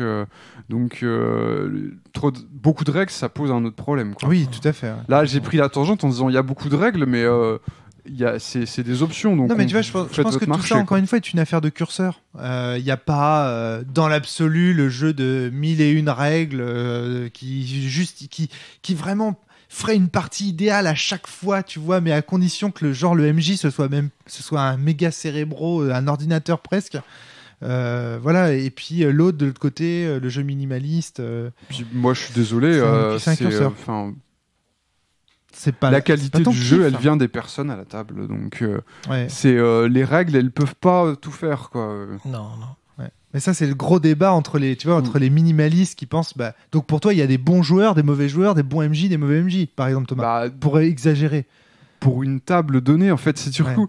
Ouais. En fait. Alors que les gens qui pensent règles, ils pensent non. Il y a des bons jeux, des mauvais jeux, mais il y a pas. Ouais, mais en c'est fait, le débat. si tu réussis ta partie, c'est pas grâce au jeu. Au pire, c'est parce que tu as choisi le bon jeu pour la bonne table. Oui, mais c'est toujours grâce aux personnes, quoi. Ouais. Et ça, c'est. Parce que même si tu prends le côté règles, c'est le MJ qui a pas bien mémorisé les règles ou qui les a pas compris. Du coup, ça serait un mauvais MJ. Parce qu'il a pas bien appliqué les règles. Voilà, c'est ça. Ouais. Parce que si tu as 400 pages de règles. Peut-être pas refaire ce débat alors qu'on parle du playtest de Marche-Branche, mais voilà, je trouve ça intéressant de voir aussi comme ces questions surgissent à travers. Mais si c'est important parce que je crois que plus que n'importe quel jeu, c'est vraiment un jeu Thomas. Que j'ai écrit en imaginant en fait les personnes le jouer et en me disant mais comment elles vont s'emparer du truc et triper autour. Plus que n'importe, parmi tous ceux que j'ai fait, c'est vraiment le jeu que j'ai fait en pensant aux personnes. Et tu vois, ça c'est important. Quand tu viens à un playtest de la cellule, faut dire ça. Parce que comment veux-tu qu'on t'aide à développer un jeu là tous autour de la table si tu nous dis pas ça, par exemple, que c'est important pour toi? Parce que moi, là, j'étais parti je serais en mode système Does Matter, Romaric Brillant, le chapeau sur la tête et compagnie, les règles.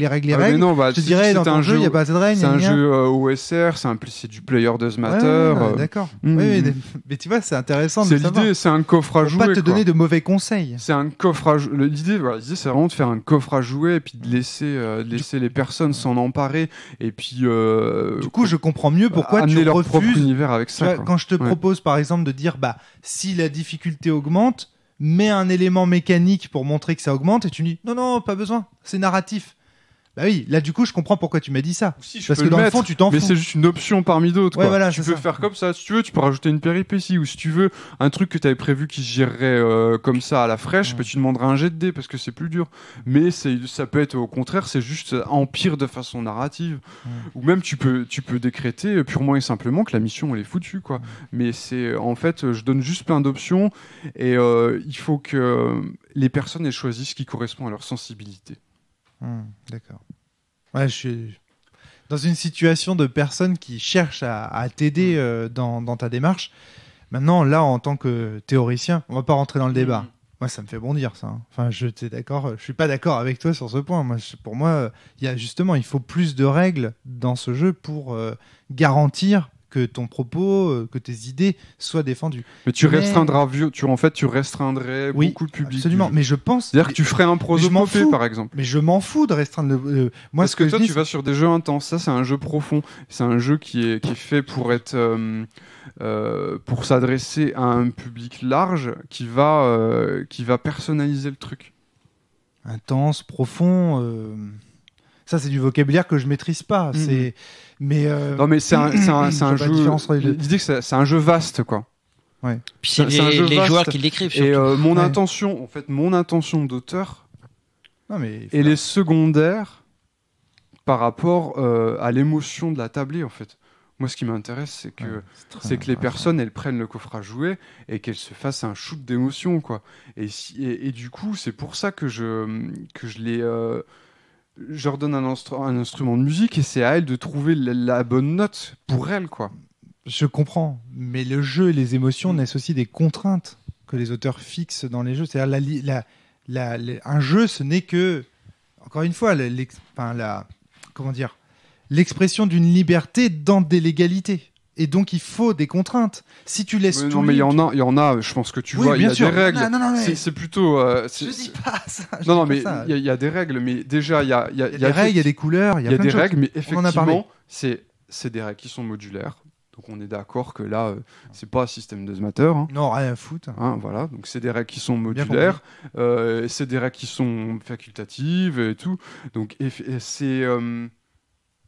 Non, mais c'est C'est intéressant. voilà, c'est un instrument de musique. Hein, Mais donc, c'est intéressant de te confronter aussi aux théories adverses ou opposées aux tiennes pour te pousser dans tes retranchements et te faire dire ce que je voulais te faire dire. C'est-à-dire vraiment les intentions que tu as derrière ce jeu qui sont celles-là. C'est-à-dire de créer un jouet de rôle. Un jouet de rôle. C'est-à-dire un objet qu'on prend, qu'on teste, on fait des sons avec, on trouve ça rigolo, et puis à un moment donné, on trouve une mélodie, etc. Et voilà, c'est ça que je voulais te faire dire. Et puis, oui, tout à fait. C'est intéressant de voir aussi les oppositions, même entre nous, pour faire avancer le débat. Johan, je te vois depuis tout à l'heure, tu as l'air de... T'es entre nous deux, là, qu'est-ce qui se passe ? C'est quand tu disais qu'il fallait rajouter des règles, etc. Rien n'est fait pour en rajouter. Et le jeu se suffit parfaitement à lui-même, ne serait-ce que la feuille de personnage transpire le fait que si on rajoute des règles, ça casse tout. Quand on voit qualité, vocation, donc on a des termes, on a des phrases qui évoquent quelque chose, mais en aucun cas ça nous dirige vers quoi que ce soit.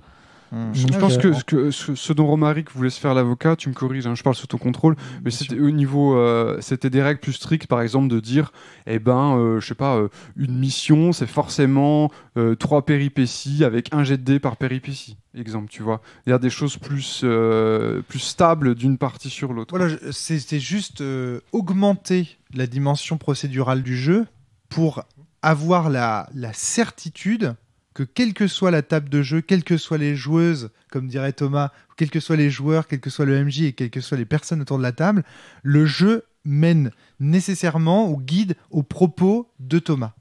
Mais je pense que dans le système Dozmater, on a une vision différente parce que, par exemple, il y a une idée du système Dozmater qui est que on place l'intention du jeu en fait dans le rythme de la partie, dans comment on dose l'intensité. Tu prends Innommable, la difficulté elle va augmenter de 1 dé à chaque scène, et en fait on place l'intention de l'auteur sur ses rythmes, tu vois. Et en fait je pense qu'il y a aussi une autre approche système Dozmater où on dit non c'est pas là-dessus, c'est sur d'autres facteurs qui sont peut-être plus narratifs, quoi, qui sont moins parce que et notamment parce que si tu veux avoir une intention d'auteur qui soit nuancée avec un tableau qui soit riche en nuances. Bon, je me permets de reprendre sur Innommable parce que c'est un jeu que j'adore, donc je me permets de le critiquer. Innommable, t'as une adversité qui progresse toujours de façon ultra mécanique, tac, tac, tac, c'est l'escalier. Bon, sauf que je vais nuancer parce qu'il me semble que c'est pas si précis que ça. Et ça crée un effet du coup de mécanique visible et ça crée d'une partie sur l'autre, les parties se ressemblent beaucoup.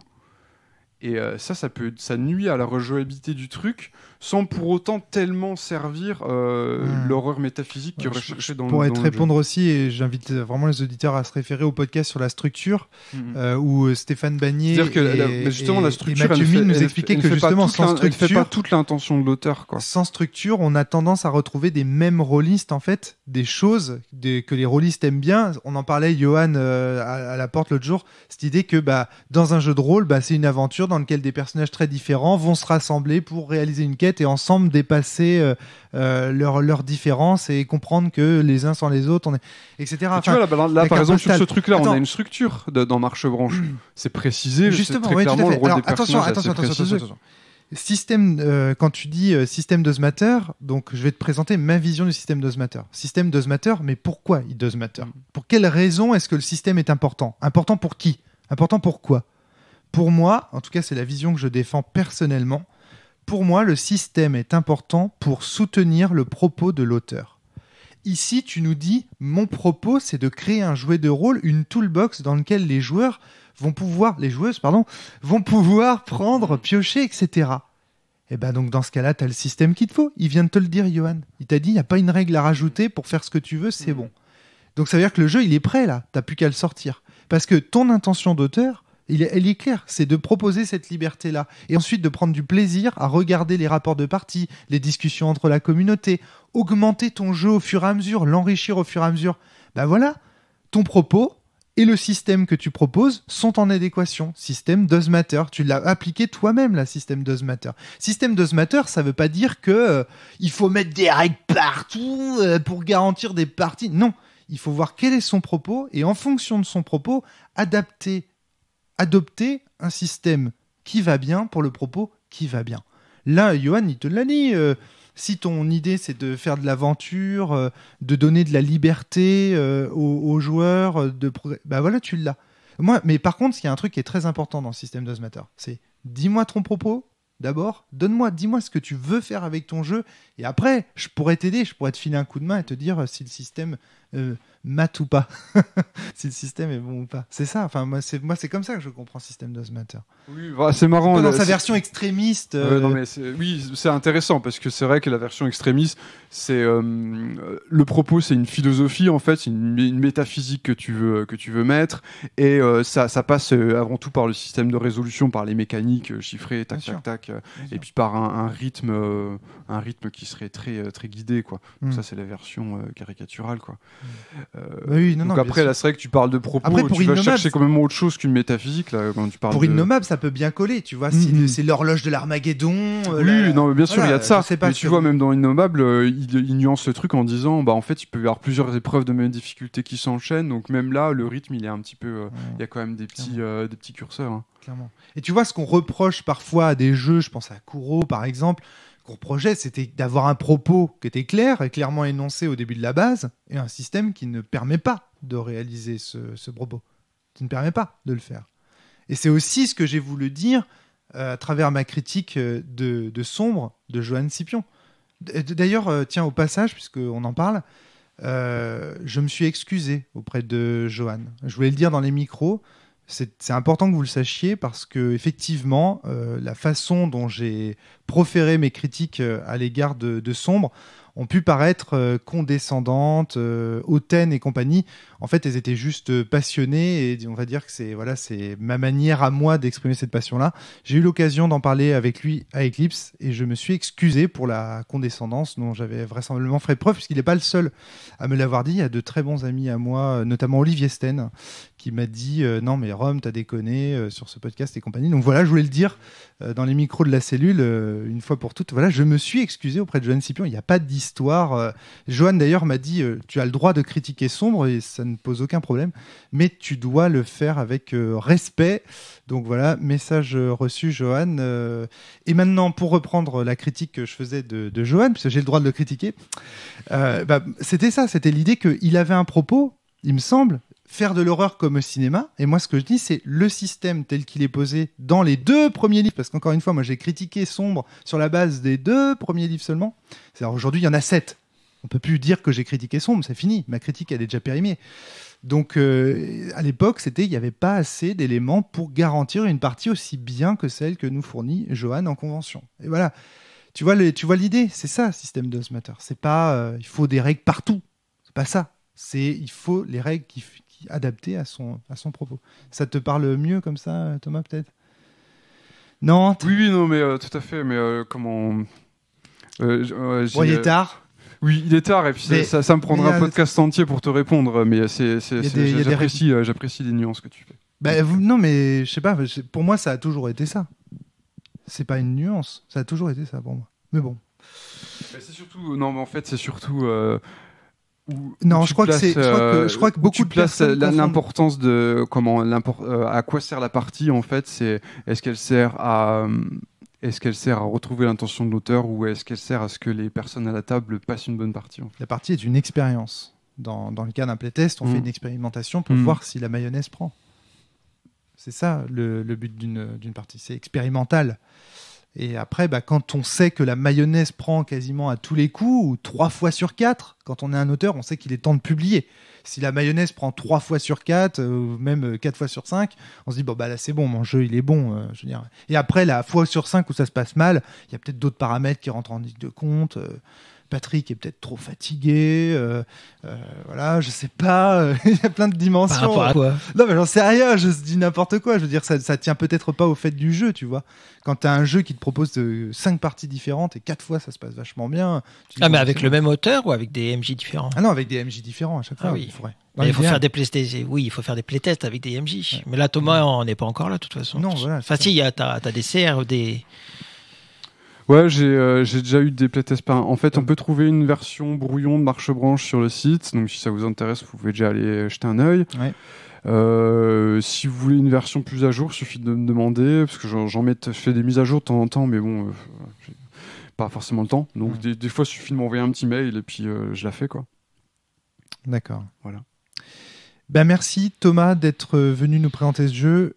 J'imagine que tout le monde est fatigué. Vous avez des questions? Non, c'est bon. Donc, merci Thomas d'être venu nous présenter ce jeu, encore une fois, dans l'univers de Milvaux. Quand est-ce que tu quittes Milvaux? Jamais.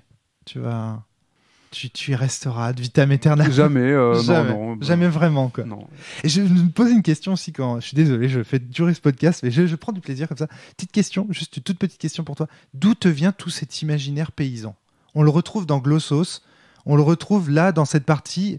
Tu décris l'univers de la paysannerie moyenâgeuse, mais au sens de la carte d'Épinal du terme, d'une façon extraordinaire. Là, je me souviens de la Chico avec sa dent cassée qu'on avait eue avec Karim. Là, je sais plus ce que tu nous as décrit. Le vieux encrouté. La personne qui était encroutée aussi. Oui, puis c'est toujours la glaude, le machin. Enfin, d'où est-ce que tu tires ça, quoi? T'as vécu, dans un monde imaginaire. T'as vécu dans la campagne. Mes parents étaient agriculteurs, mes grands-parents, tout ça. À Remingol, on parle comme puis, ça. J'ai fait des recherches, notamment sur la sorcellerie en Normandie, tout ça. Donc, t'as lu Fabre et Sada? Non, il faut que je le lise. C'est sur ma to-do. C'est extraordinaire. C'est pour ça que je te disais. Il y a pas mal de bouquins sur sorcellerie en Normandie, donc il y en a d'autres. Fabre et Sada, c'est en Mayenne, je crois. Ouais. Merci Thomas de nous avoir présenté Marche-Branche. Merci Patrick, merci Thomas. Johan, merci beaucoup d'avoir participé à ce podcast. À très bientôt tout le monde. Portez-vous bien et surtout jouez bien, c'est ça qui compte. Beaucoup plus que le système en fait. Jouez, ça c'est très important. Allez, à bientôt, salut. Vous dites pas au revoir à nos auditeurs. Si, au revoir, voilà. Voilà. À tous les auditeurs. Attention, je vous rattrape. Et les auditrices. À très bientôt. Attention.